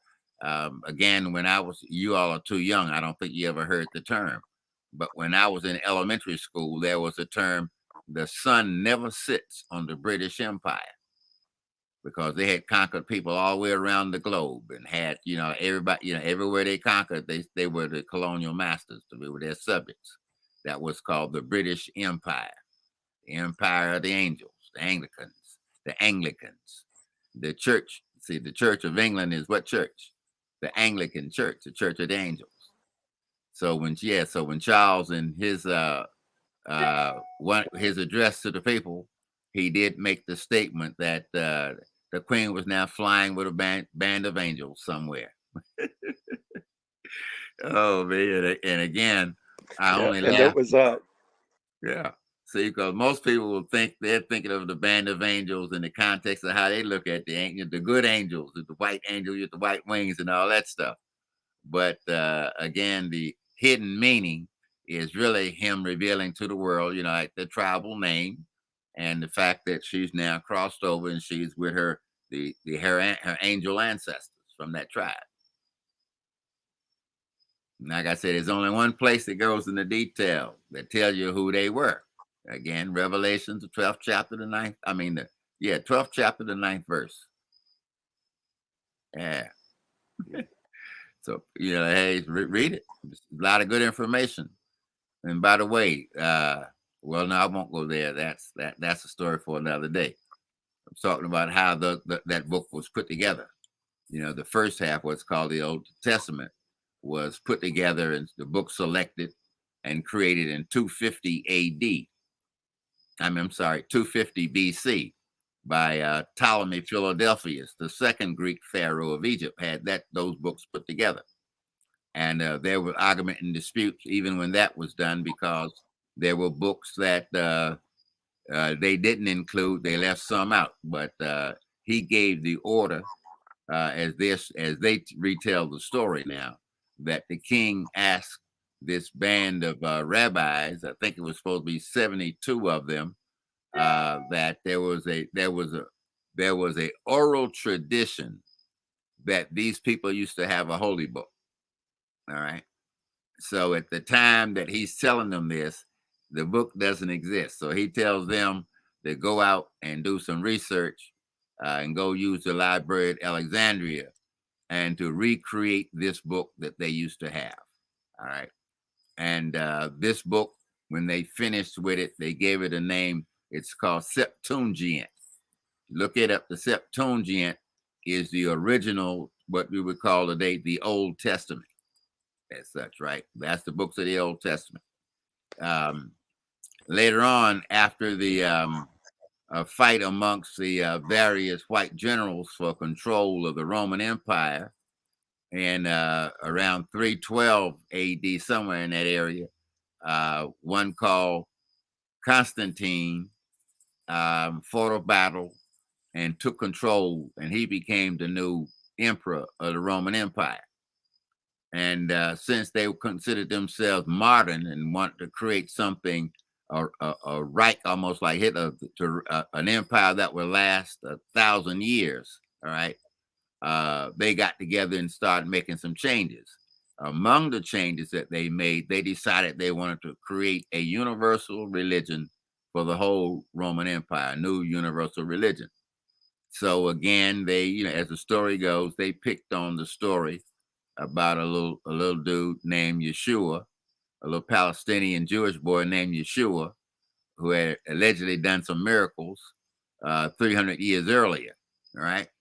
And it was a bunch of people that was following this sect. It was called Christians. But actually, they weren't Christians, because that's the English version of the name they used. But they was following this guy using the symbol of a fish and what have you. So when the Romans decided to make this the foundation of their new universal religion, they had a conference in about 325 AD at a place called Nicaea. They ended up having several more over an additional 300-year period until they kept editing and what they were putting forth until they got it right. But anyway, and when they created the official, what's today known as the Catholic Church, the Universal Church of the Roman Empire. And as they did that, they also had someone go out, or they collected a bunch of papyruses. They said they found around various places in the Roman Empire, and got together and patched them up, edited them, and selected the ones that they wanted to keep, and threw the others out. And that's called the New Testament. So and then in the Universal Church, I think they have 85 books in their Bible, and in the Protestant Bible, the King James Bible, there are 66 books. So you have two different ones that tell the story. But in both sets, you have the Book of Revelations, and there's some cryptic, esoteric language in the chapters of that book, which tells the story. In fact, it's a couple of good stories in there in the books of Revelations. And the one that I think that should be of particular interest to a lot of people is the one in the 12th chapter.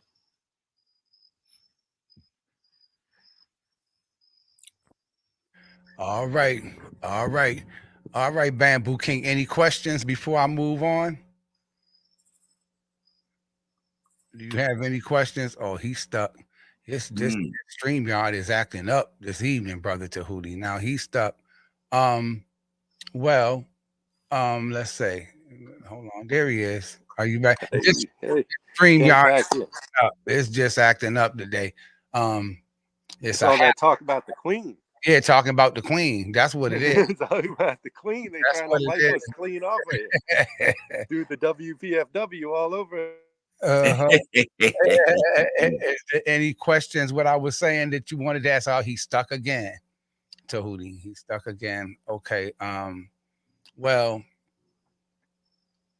let me move on here. How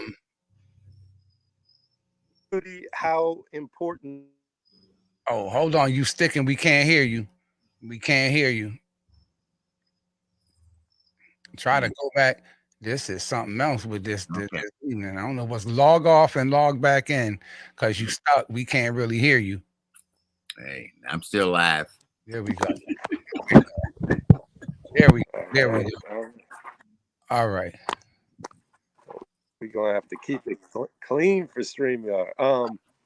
Yeah, I was gonna ask Baba Tehuti how important it is to kind of get over the sort of mentality of, I understand, it's good to be a moral person and a conscious person and an empathetic person and someone who acts with respect and dignity in many instances. But I feel oftentimes a lot of people get those virtues mixed up with sort of still exalting these old false idols we have, Mm. like the monarchies of old, and like these, like the queen mother, and these people who represent symbolism of colonialism and slavery and murder and death and robbery, and stealing mineral, not just mineral riches, and cultures from India and China and Africa and the Caribbean and the South Pacific and the North Pacific and Americas, um, but stealing cultures as well away from these places, stealing cultural heritage away from these places and supplanting it with uh, Christianity and false monarchies and false idols such as themselves in the place of their ancestors and the heroes of their culture. You in the more contemporary times, heroes of those cultures are usually a parallel with freedom fighters from colonialism, fighting against oppression, fighting against the rule of the crown and the monarchs of European nations and power structures. And, you know, in the passing of the Queen, I've had a lot of people get upset with me for being on the radio in different places, talking very unsympathetic about the Queen, very unsympathetic about her rule and the monarchy. And people say, well, you should at least act with some respect because she passed. And, and I still can't, I Mm. still don't understand. Brother Tehuti, could you elaborate on how important it is for us to either act respectfully in acknowledging people of power, or how important it is for us to kind of break the chains of idol worship with people who Mm, Mm. cause Well, cultural degradation, death, and suffering for indigenous people. now, I think you did the right thing. And I understand what you're saying and what you mean. I think we should break from, again, a belief system or what we've been socially engineered to accept. See, uh, these people, when they conquer you and put in place themselves over you, the first thing they have to do is attack you with psychological warfare to make you accept their perspective on what is and what is correct. And whatever it is you were doing or thinking and whatever you are, somehow you are inferior and subordinate to who they are and what they are bringing to you. That's part of the psychological warfare that was created in order to maintain, dominate, and create, to make a colony out of people that you run into contact with. If you understand the history of the last 1,000 years, we're gonna go back to the war, the Crusades, and the attempt to impose again this one world religion on all people, that like under the idea that you have somebody here on the earth that's the official spokesperson for God, the vicar. All right. And so what you do, you have to create psychological warfare to make people think that your definition of what the divine is and what you should be doing from the aspect of, from God's perspective and understanding, is that they got the right one, and whatever you was doing was wrong. It starts there. It's mind control. It's social engineering. And part of not going along with the mourning process and praising this woman, this 96-year-old woman who died, like is breaking from that mold. There's no blue blood in these people. There's nothing special about these people, other than they've been running a flim flam for hundreds of years, convincing a whole bunch of other folks that somehow that this divine being that's out here somewhere in the universe somehow has selected them and their family line to be the rulers of the other peoples on the globe. It starts there. You have to break that mold. There should be no there is no viable relationship that puts man asunder or under the tutelage of a man-made created church and its set of ideas. So like man, like his relationship with the divine is an internal individual thing, and anything that comes along other than that, like is bullshit. That again, a ruling class is created in order to control you and your mind, and people with good intentions say being civil. Don't you want to respect somebody passed away? Okay, all right, I respect the fact somebody passed away, but but the life and what she symbolized from her namesake down to herself was death and destruction and oppression of people of color all the way around the globe. I mean, go to Australia and ask an authentic or Aborigine, there, who can tell you. I mean, hey man, I'm a prisoner in my own land. Like we was over here living and having fun, and somebody showed up one day and they became in charge of us. Brought a bunch of prisoners. The worst of England were put on ships and sent to Australia. It was a penal colony, and these low life, vagrants. And the people with that type of attitude were cut loose on these peaceful people living out here on this big landmass, and what they did to them, the number of people they murdered, the number of people that was forced to jump off of this mountaintop, just killed, just killing to take this land. These people are the Elijah Muhammad said it, Malcolm repeated it. Again, I just gave you a hint about it. But when the whole idea of what is pure evil, the opposite of godliness and goodness, like the things that mankind and humankind should be about, it is they sit on top of that pyramid. That's their nature. Their thing is to conquer, not just the people, destroy the land, destroy the oceans, whatever, extract wealth and have power over everything else. They're the only people on the globe that want to have control of the whole globe and all the people on it. The front they put up, the United Nations, that's just bullshit. They put up one called the League of Nations, more bullshit. But it's them in charge of what everybody else should be doing on the globe. It's their economic system, that international capitalism, imperialism system. Their monetary system, when they make a change, all of a sudden you get poor. Your products are not worth what they used to be anymore because some person way away that you have no idea who they are and what they're doing decide to make more profits. Like, hey, so all of that is psychological, social engineering to make you subordinate to their way of thinking, because their way of thinking, they are in charge. Like of the whole globe, not just Europe where their base, but the whole globe. They're fighting for control. Like, hey, the best resistance in my lifetime to see a complete turnaround.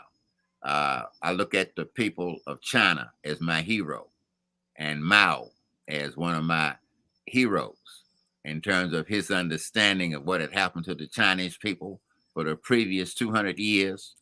And in order to get the Chinese people to be thinking as Chinese and get all this foreign stuff out of their minds, he shut China down, had a cultural revolution, and got rid of all foreign thinking and ideas. They made sure no Western church, no ideas, hey, no democracy, none of that, nothing from the West. We ain't dealing with no white ideas. We're having a complete cultural revolution and going back to the basics, and we're going to rebuild ourselves, like on the socialist model as one Chinese people, and as such. And in less than 50 years, he was able to take his people, who were one of the poorest people on the planet, in 1947. China was in such bad shape in 1947. I mean, it was a poor nation. The Japanese had just finished 10 years of robbing it after the British had robbed it for over 100 years of all its wealth and what have you, right? And so Mao was able to undo that, and in less than a century, in 50 years, was able to rise to the top to be one of the most powerful nations on the globe. not beholden to anybody. China is China in and of itself. That's what African people need to do. That's what the native speaking people of the Western Hemisphere need to do. Get all of that stuff out of Spain and that universal church and get all that stuff out of their systems. Go back culturally and be Western native people to this hemisphere as such, right? And to set themselves up not under the capitalist model where they are subordinate to the white banks of Europe and America. Decide for themselves what their resources are worth, interact with themselves, and get out from underneath that thumb of the ruling white class of the globe. And I say again, the ruling white class of the globe. They want all non-white peoples subordinate to them. They determine whatever you got on your land, whatever products you make, they determine its worth and will only interact with you based on you accepting the values that they establish for you.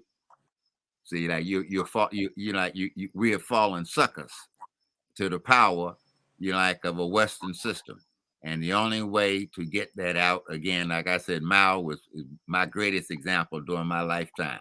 I was alive in 1947, and I know how the news people reported on the Chinese during the 50s, during the 60s, and what have you. Like, hey, they talk negatively about them because they wouldn't accept European and American economics. Say, what do you mean that all of the stuff is the collective ownership of the whole nation? We don't want to interact with you based on that basis. We want to sell you the tea that you drink. We want to charge you. We want to give the value of the tea. We want to sell it to you. Like you can't decide you don't want to buy tea from us. And now we want to sell you the fentanyl that's killing your people over here. Yeah, well, like, hey, they might be doing that. Like I don't know. I know the CIA and the Western agencies will paint them in the worst light possible. Perhaps they make it, but like, hey, I'm sure there's some rogue elements everywhere on the globe, so there might be some there too. But again, I just don't accept it because they are seeing it. The evil, is here, where the people get it, they import it, and distribute it to the people. And I bet you they ain't Chinese doing it. If they were Chinese doing it, it's like if it was black people doing it, they stand out like a sore thumb. The FBI, the DEA, and everybody would have them under arrest. So the people distributing fentanyl and all that to the people really are some of them. People are looking for the profit motive. So be, hey, but yeah, they're my hero. They don't have to be yours.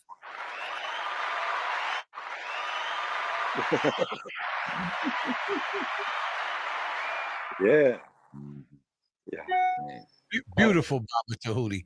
Baba, did you have a question for Baba Tehuti? Because I had another one. Go right ahead. Go right ahead, brother. Okay. Go ahead. Unless you had something you wanted to discuss. Oh no, I know I do, but go right ahead. Okay. I was gonna say, dovetailing on what you just expressed, I was wondering, one of my questions for you was, what do you think, it can be in America, but maybe more globally, do you think, but let's just say in America, what pursuits do you think people ought to prioritize? Whether it's the Black community or whether it's the, American community more broader, or the global community at large, when it comes to creating what pursuits for progress do you think is the greatest?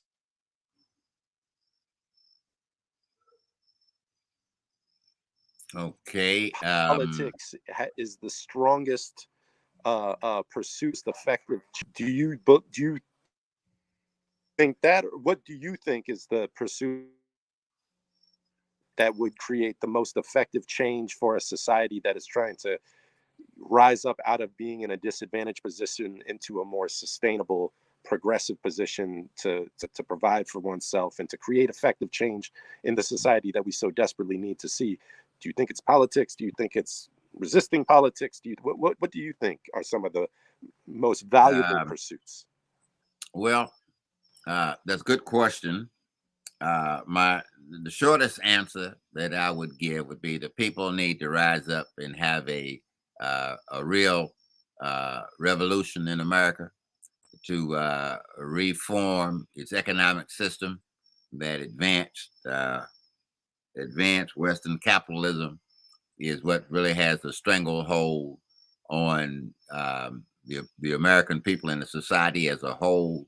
The flim flam scam that they put together, I think starting in 1913 on Jekyll Island off South Carolina, when they created the Federal Reserve and the income tax system and all that stuff. From there moving forward, the only way to get rid of the ruling class control of the whole American society and its life is for the people to have a real revolution and think about having a scientific application of advanced scientific application of the needs of our society and base our production and work based on our needs from a scientific perspective. I think the primary attribute and resources of the country ought to be that owned by the country and not owned by individuals. Rooting out individual ownership and capitalism, and reinstating scientific socialism in a more advanced way than ever before, having been theorized or put forward to the people. I think that's the best thing for America. In terms of individuals, you have to understand that when you're fighting a monster as big and sophisticated as the ruling class of America, you can't do it in small parts. You have to be organized. The people have to be organized. The people have to have a real revolutionary party that's organized on behalf of the people of the country. Anything short of that is just reform. And as other reform movements in the past have shown, the reform only works for a little while, but this monster will reform itself and come back and knock your little reforms out of the way and go forward. What was his name? Roosevelt and his New Deal government did. Capitalism in America failed once. People don't take that into consideration. The day the dollar died, I think Peter Tosh had a song about that. But the dollar died in 1929, 1930. And it really took the president and the leadership of the country to decide to design some elements out of scientific socialism in order to get the country back up on its feet. One of those things, was the collective thing they had on the work camps, the Conservation Corps, and putting people to work. The government itself deciding to, bring electricity into Middle America and into Appalachia and those kind of things. The Social Security system. So they took some aspect of scientific socialism in order to revive the American capitalist system. But socialism, as some aspects of socialism, is what propped America back up on its feet, including World War II. Because again, the government and taxpayers, they're the ones that's paying or making the money, and all of the military industrial companies, producing the goods for the war machine, the tanks, the airplanes, the jeeps, the bullets, and all that crap, right? All that socialism that was at work. Everybody's collective money going into the pot in order to produce the weapons of war and that kind of stuff in order to save the country. So, but as soon as the country got, won the World War II, got back up on its feet, the first, you got one party that's been trying to get rid of everything that comes out of socialism since the 1950s. Get rid of Social Security, get no Medicaid, no Medicare, nothing from a national perspective, saying that every citizen's right should be to be able to have access to health care. Like but I mean, that is true, but that's an aspect out of scientific socialism. And the Republicans know this.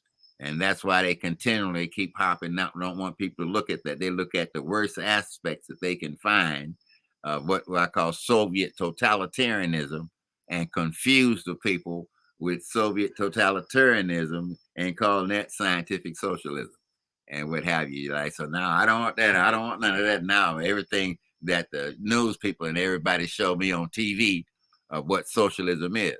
But again, if you take a flight to China and look at its 5 largest cities and look at how they grew from where they were 50 years ago to where they are today, done under a scientific socialist perspective.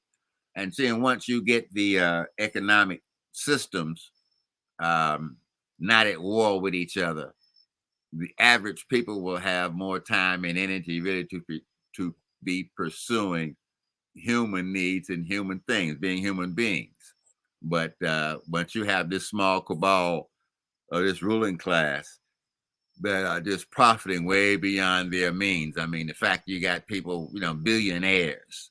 You got a dude on, a football team playing sports, a billionaire from owning a football team. This ruling class thing has really gotten out of hand, and people really don't fully understand that the economic system that's controlling the Western society has people locked in what I call tribal wars. It's not about rate, hey, white people don't like black people because, hey, y'all stealing our jobs now, man. But they keep that kind of stuff going on when that's not the real problem. The real problem is a handful of people controls the majority of the wealth, and the peanuts that's left over, you got the masses of everybody else fighting to try to get 1 or 2 of those peanuts. It's the economics. And the only thing that's going to lead the American people forward to a real progressive future is a real American revolution. And this time with the purpose of bringing in economic and political system where the people really benefit from it. And that's just not idealism or intellectual talk. It's the truth that the Western world don't want its people to know. That's great. That's great. All right, brother Tehuti, let's bump it up a little bit. Donald Trump has it seems like the attorney general from New York, Sister Letitia James, has come up with. I was listening to her on the when she was coming out with charge after charge after charge after charge after charge, and came up with the amount of charges that amounted, I think, 250 million. Now, I think with the followers that Donald Trump has, and the loyal followers that he has, I think that he probably be able to come up with that and pay that off. What you think? That's possible. I mean, it's a. I mean, you're like Donald Trump is the primary person in during this time that is a manifestation of the idea of J.P. Barnum from back in the last century. There's a sucker born every minute. And you can fool all the people sometime. You can fool some of the people all the time, right? But you can never fool all the people all the time. And Donald Trump knows that. His modern guru was Norman Vincent Peale, and the process of positive thinking, I think, were the books that he had out about this whole idea. So whatever. So just like that last election. So no matter what the numbers were, never admit that you lost the election. That's not positive thinking, right? So he's gonna say, "I won, that kind of thing." He's kind of a nut, and for whatever it is that he, as a national voice, expressed a lot of ideas about non-white people that none of the other white politicians would express. And for that reason, all these low intelligent white folks fell in love with it. Like the Pied Piper. He said, how can the guy just walk down the street playing the flute and all these little kids follow him? Well, how can somebody, like a low nature, a disgusting man, disgusting behavior, a guy that said something about he would like to sleep with his own daughter? What? Yeah, the guy who, hey, on TV, whatever, he's riding with the boys, talking about how he likes to go around and grab women by their vaginas, using the P word. I mean, a guy of this nature, everybody just forgives him for all those kind of things. All these white people, but because he don't like black people, he don't like Mexicans, and he said it. Mexicans are criminals. All the crime in the inner cities, that's black folks. Something's got to be done by the criminals. Support the police. It don't matter. Hey, he must have been doing something wrong. That's why the police shot him. This is Donald Trump. And the average white person who feels somehow that the ethnic minorities in America have robbed them of their opportunities, or that the liberal democratic government is giving free money to the black folks and the Arabs and all these other people coming in, the immigrants coming into America. Hey, and he said he want to cut that off. He's a guy, he said, hey, those shithole countries on the African continent, all of these things that he voiced straight out, showing that he's an absolute white supremacist and a racist. These white folks love. And all these, what they call these other white politicians who keep appeasing black folk and talking politically, they don't respect anymore. So all of them are following Donald Trump as if he's some type of what I call a modern day Jim Jones in terms of the masses of white folk. Whatever he say is real. So they call this follows a cult. It's like they call Jim Jones is follows a cult. But he's got something in how he says it with these people that for whatever reason, they just believe it. They believe he was a billionaire. They believed all the stuff about his money and all that stuff. He's a con man. He was on TV. He had a show. You're fired or whatever, that thing that ran. He developed a personality. Obama ain't a real American. He was born he ain't got no birth certificate. So all of a sudden, all these white folks didn't want a black man president anyway. Now they got a white man out there saying all these kind of things. So they love it. That's where it comes from. So he's right from the bottom. And I think he has this attitude, like he's got this thing that the guy who created the circus had, P.T. Barnum. It's a sucker born every minute. We'll set up our carnivals. We'll get him to come in. Look at this monkey woman. But woman, she's look at this woman with a beard. Look, what have you? People come and play their dimes and quarters, and all they seeing is a flim flam. Or go from town to town to town, fooling people, making a whole lot of money. That's Donald Trump. What was his Donald Trump University? Bullshit. Hey, he had to pay all that, pay back a whole bunch of people. Just imagine. But the number of people who signed up to give him all that money to take a course from a Donald Trump University, Donald Trump steaks, ordered some beef from somewhere out there in Nebraska and had it packaged under his name and what have you, and selling this cheap meat, like this is the best steak in the country. and all these people like this ordering Donald Trump steaks and stuff. He's a con man. And as with other con men, most of them are ministers, these churches. But Donald Trump is the biggest con man that's hit American politics, since the early 20th century.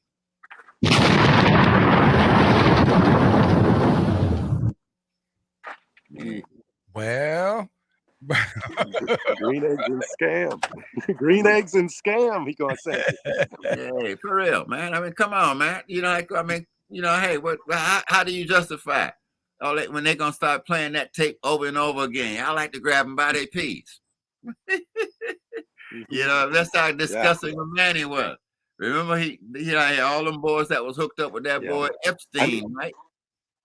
Hey, he was one that was hooked up with Epstein, and and running them young girls. Them, hey, them things. Hey, white boys said, hey, they like they like those young white girls because their vaginas, are still tight. Yeah, hey, all that kind of stuff, man. That's in that class that you're dealing with. That's Donald Trump. And if you ask, and if you The ask school of me, Trump.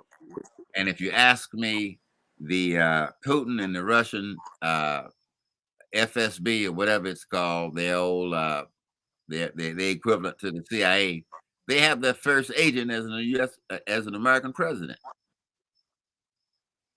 They had something on that dude, and like, hey, all those documents that he stole, that secret stuff. Who do you think he was trying to get enough stuff, and I don't think he's turned everything in yet.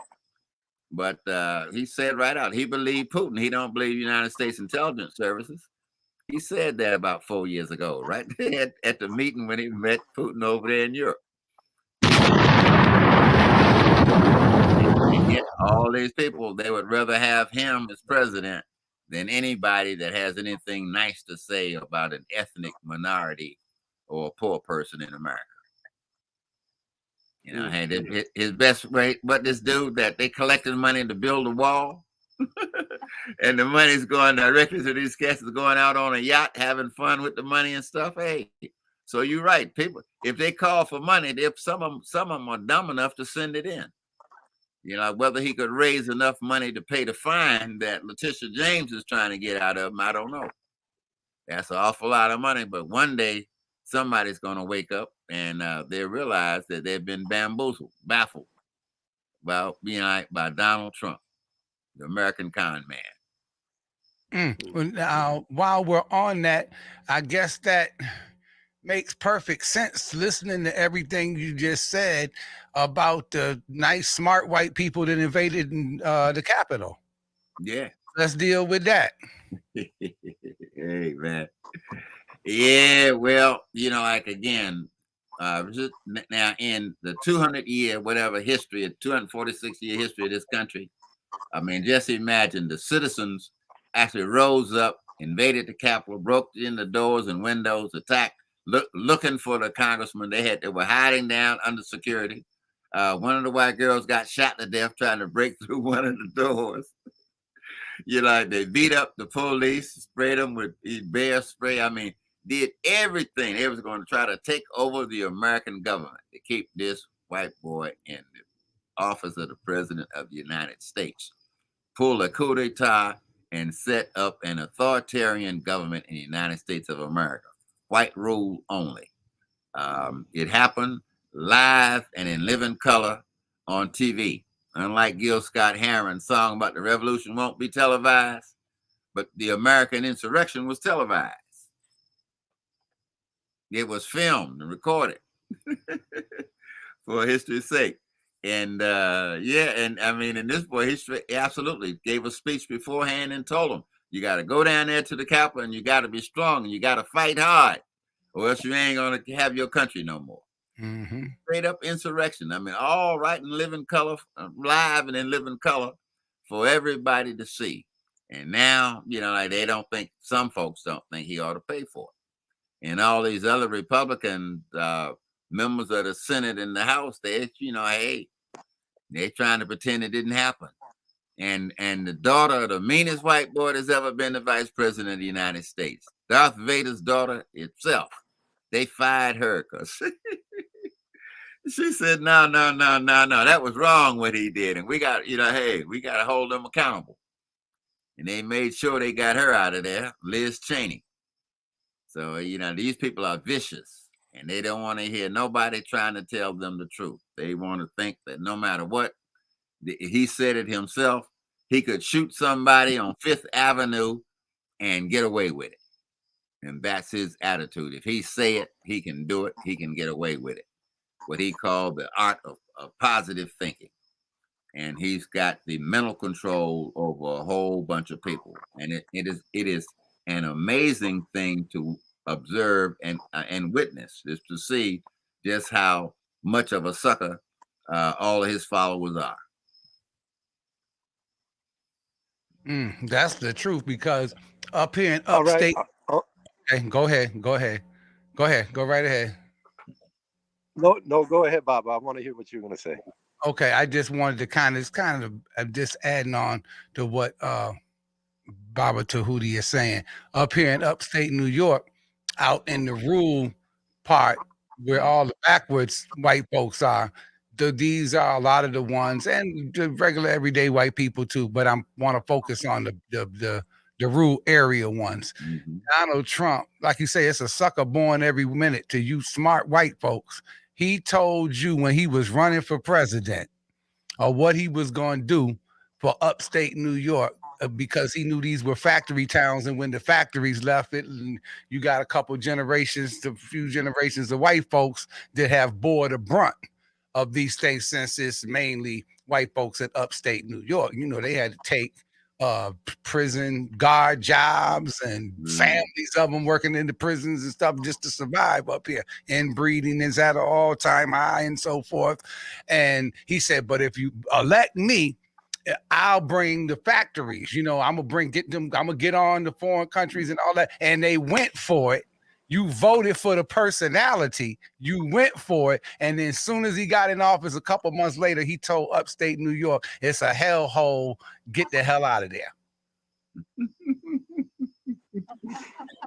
Yes, he did. Yes, he did. Slapped you right upside the head, and you still with him. Yeah. He pimp smacked you, and you still down with him. How dumb can you be? Hey, that's all right. He hate black people. Yeah. He hate mix. So as long as he's hating the ethnic minorities, we'll take some of his shortcomings.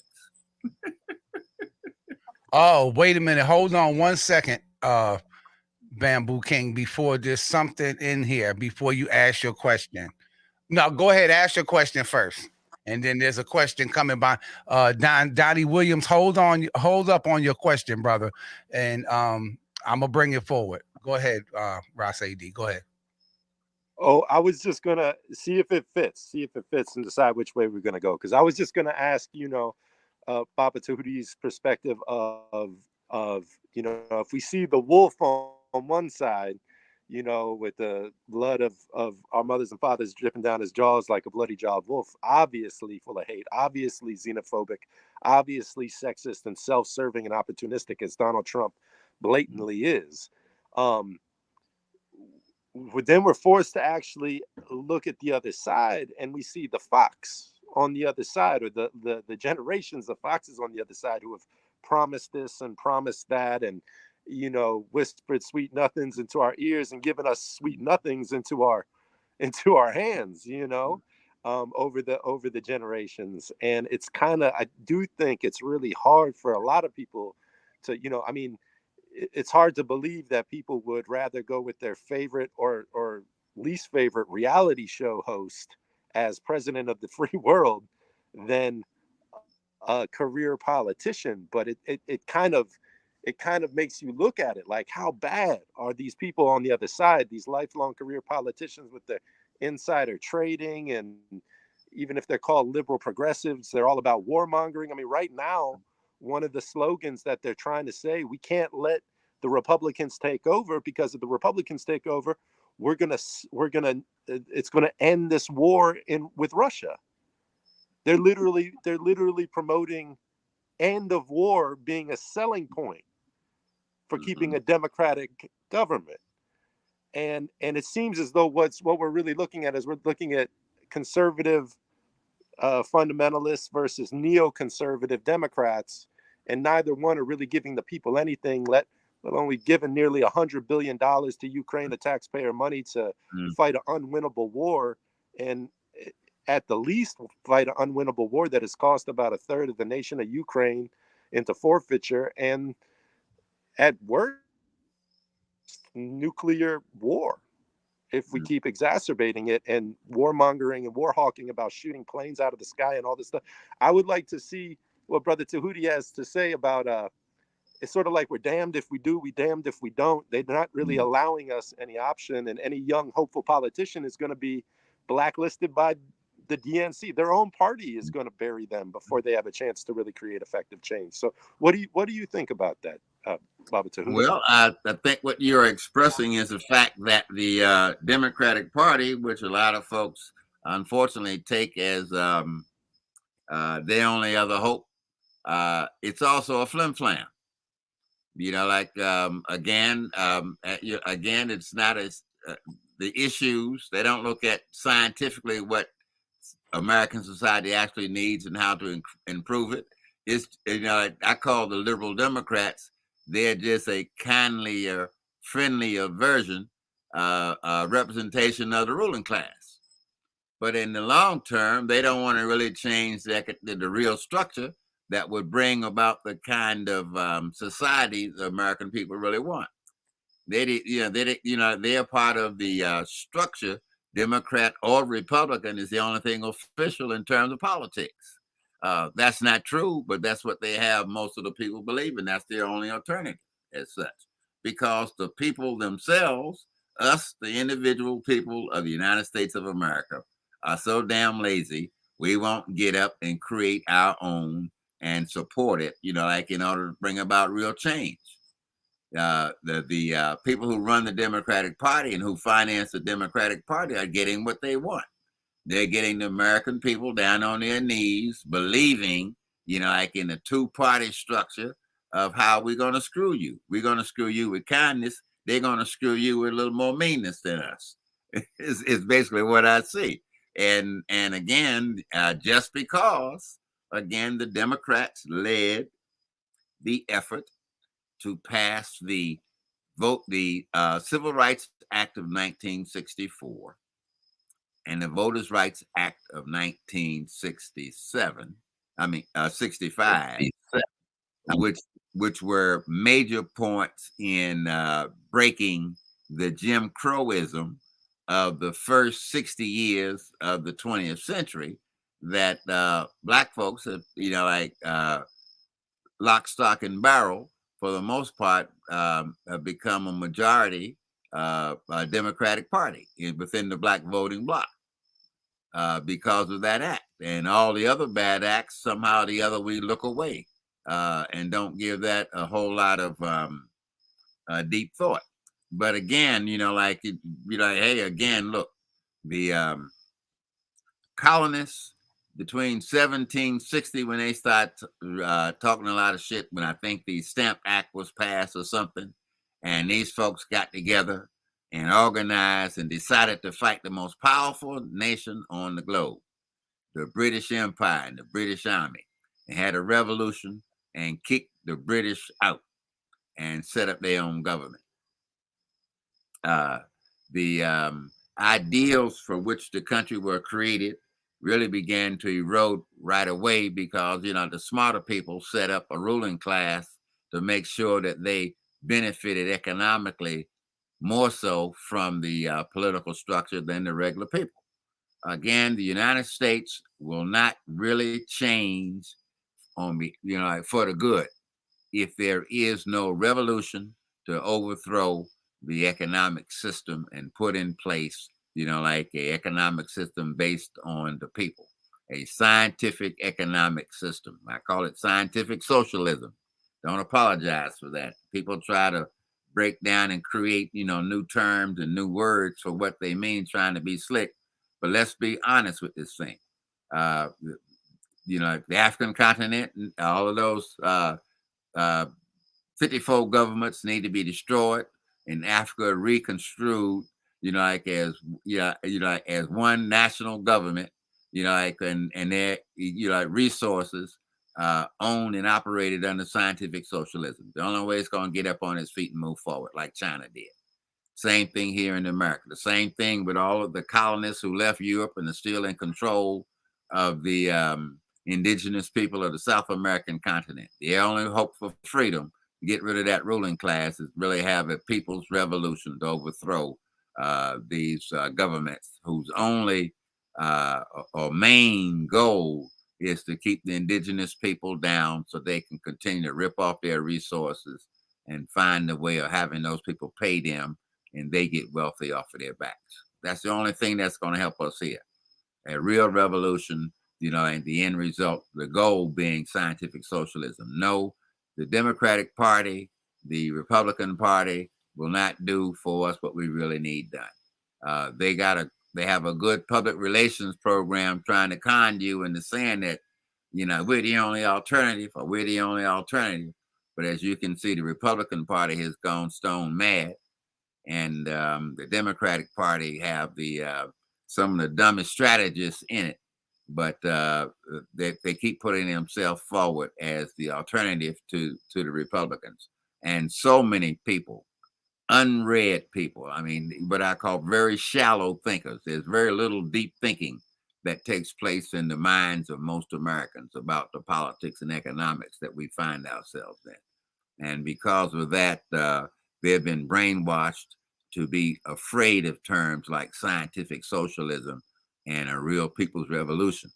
If you go back, like Brother Baba, one of those tapes you had, you used to play, we used to play it up here on the porch of the House of Kemet. Malcolm X talking about, yeah, you don't say revolution, you afraid of revolution. In revolution, you got to do some swinging. Like, hey, revolution is hard. Don't play with that word, but it's real. Like, hey, again, it's real. It took a revolution to create this thing. It's going to take a revolution to undo this or correct this thing and put it on a correct path. Sounds good. Now, we don't want to keep Baba Tehuti too long. It's been 2.5 hours. If I don't have any more questions. Now, if Brother Tehuti has anything that he feels that he doesn't, it's left undone, being left undone, and he wants to deal with, go right ahead, sir. Well, you put a brother on hold. You said you were going to ask his question after AD finished his. Yes, but the question is, I want him to elaborate a little bit more on how is this individual a fraud before I entertain that question, because I'm not on YouTube much watching stuff anymore, and so I don't know what's going on. So when you pose that question to me before Brother Tehuti goes off for that, it would be better if you would elaborate how is he a fraud or whatever, so that he can address it and we can be done with it. So then that's why I didn't, and I put that in the chat. How is he a fraud? I want him to elaborate a little bit more before I entertain that question. Okay.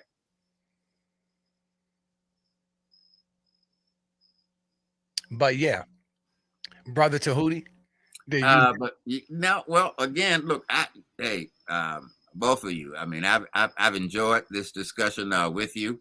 Look forward to, I'm not throwing in the towel, or anything. So I look forward to having the session sometime, again in the future. Beautiful. Talk about current events, and hope that I'm making sense to some of the younger people out there.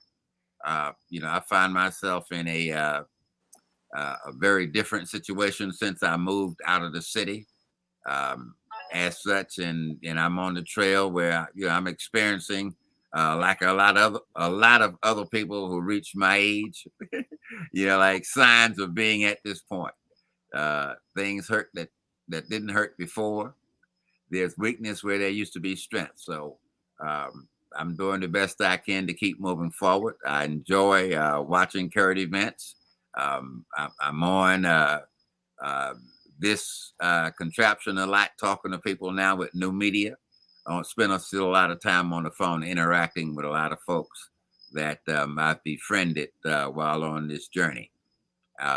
This thing that we're engaged in is real, people, is life. And for those of us in the on the conscious side of life, I don't think right now we're taking things as seriously as we should be.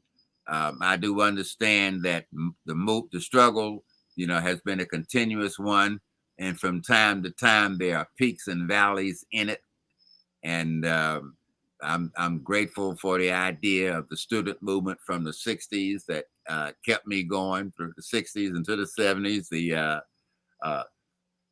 The organizing with the All African People's Revolutionary Party from the '70s into the '80s. Again, being in the community, speaking on behalf of the people out organizing younger folk, students and what have you on different college campuses, all helped give me a worldwide perspective. I thank God for the friendship of Kwame Ture and the other brothers right there in the All African People's Revolutionary Party that gave me a new way of thinking, re-examining my journey. Remember, when I went in the military in 1964, I stayed until 1975. And a lot of people found that strange, but for a little poor kid from Green Valley, Virginia, like traveling around the world and seeing things and what have you, I had a better sense of economic stability during that time when I was in the military than I ever had growing up. So economically, I was doing okay. But anyway, getting back into, like meeting, realigning with folks I had known while I was in college that were working with the AAPRP, taking a new message out to young Black folk was quite a time for me. Later on, while at the store, like you said, getting a chance to interact with college students, like I was a fierce reader. So there were very few books in the store that I sold that I hadn't read. And again, that broadened my horizons about a lot of things. So from my friends from Howard, students from South Africa, Kenya, Tanzania, who's gone back home, for those that are professionals in their lives here in the USA, today that are still throwing things. I'm just grateful that I got a chance to interact with folks like that. Has made my journey better. Both you and AD. Again, I'm grateful for having met you as young men and having seen you grow and what you're doing now as you both have developed. It makes me feel good about our interaction. So thank you for giving me a positive experience to help complete who I am. I'm very grateful for that. So, and I just hope that we can continue to spread the word. Like I told you years ago, Baba, I was so happy to see you start down this trail because I could see the technology and new uses of it that my generation didn't have. And this is a revolutionary device and type of forum that can only grow and get better. I'm just hoping that there are some younger ones out there who are watching and a light bulb will come on in their head and they can see how I can use this and do something else with it that will help, enlighten the brothers. AD, some of your things, man, that, like your perspective, your worldwide perspective, your intellectual development. You're like, hey, man, I'm proud to know you, brother. That's the side of the continent, and brother up there in Syracuse, as you're preparing for this winter that's coming. The snow and all that, but keep your station up, keep your interviews up, and keep the information flowing to the people. You have a unique style, unique information. You go straight out to the truth. You're not trying to be a sophisticated person that keeps what I call keep stuff going just for the sake of controversy. Because people like controversy and stuff of that nature. I mean, some people have taken the tool and are misusing it, and or just using it for a new form of buffoonery or entertainment. But this is a hell of a tool, and it can be very useful for enlightening and what I call growing family, your growing family. That's an international one. I know brothers have talked to you from England. I've seen some of the hits back from people from all over the globe that follow you. So I congratulate you again. And for the listening audience, thank you for using the technology, for tuning in to Baba TV and making his efforts worthwhile. Your being there gives me the energy to want to participate and come back, knowing that this is something that's going to grow and be better for our people in the future. So I thank everybody for the opportunity. Thank you for spending some time with us here on this outlet. And again, I look forward to continue to do this in the future.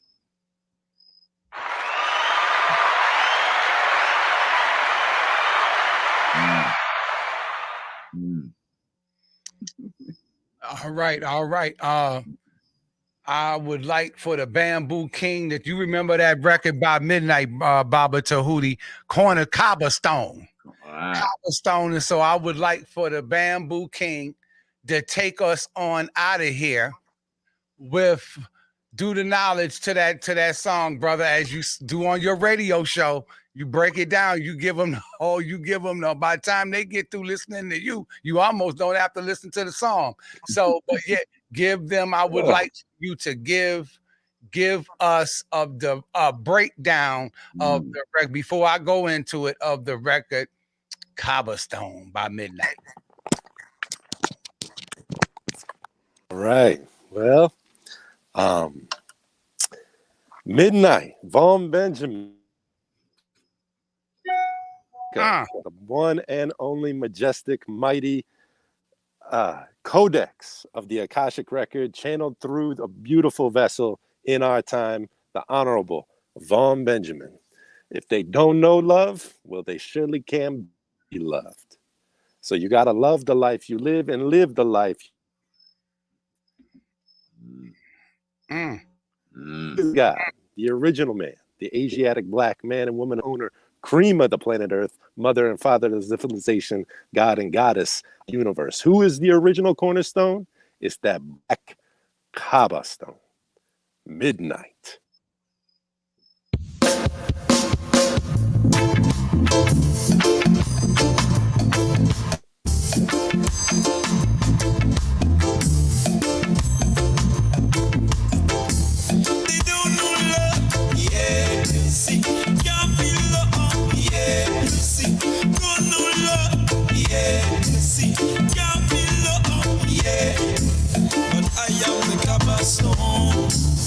I am the original cornerstone, the cobblestone.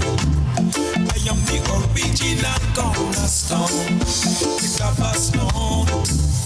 I am the original cornerstone, the cobblestone. I am the original cornerstone.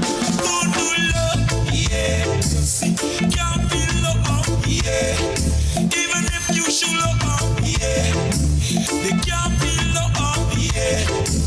They have been always sweet and convincing in the beginning. Two faces of evil and oppression, true face of negatives and suppression. They have been always sweet and convincing in the beginning. True faces of evil and oppression, two faces of evil and oppression. But I am the cobblestone. I am the original cornerstone, the cobblestone. I am the original cornerstone. Polarity, the paradox is in the ugliness of vanity. Polarity, the paradox is in the ugliness of vanity. Destroying the blueprint so no one can see who is the original and who is the copy. Destroying the blueprint so no one can see who is the original. They can't be love, yeah. You see, even if you should love, yeah. They can't be love, yeah. You see, they don't know love, yeah. They can't be love, yeah. Even if you should love, yeah. Instead of Jah at the head, mankind at the head, manipulating to stay ahead. Instead of Jah at the head, mankind at the head, manipulating to stay ahead. Can't be love, yeah. You see, even if you show love, yeah. They don't know love, yeah. Even if you show love, yeah. Why don't they ever write the right letters on their pages? Why won't they ever put the right letters on their pages? They are destroying the blueprint so no one can see who is the original and who is the copy. Destroying the blueprint so no one can see who is the original.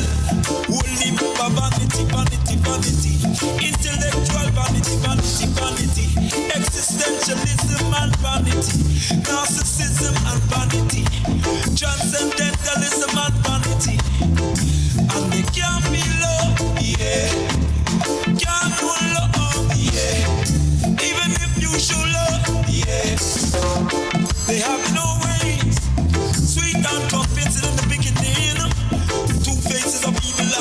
expression. But you fear some evil and oppression. But I am the cornerstone. I am the original cornerstone. The cornerstone. I am the original cornerstone. I am the cornerstone. I am the original cornerstone. I am the original corner. Yeah, original corner. I am the original cornerstone. Original corner. Can't feel love, yeah. Even if you show love, yeah. They don't know love, yeah. Even if you show love, yeah. I am the kabaka,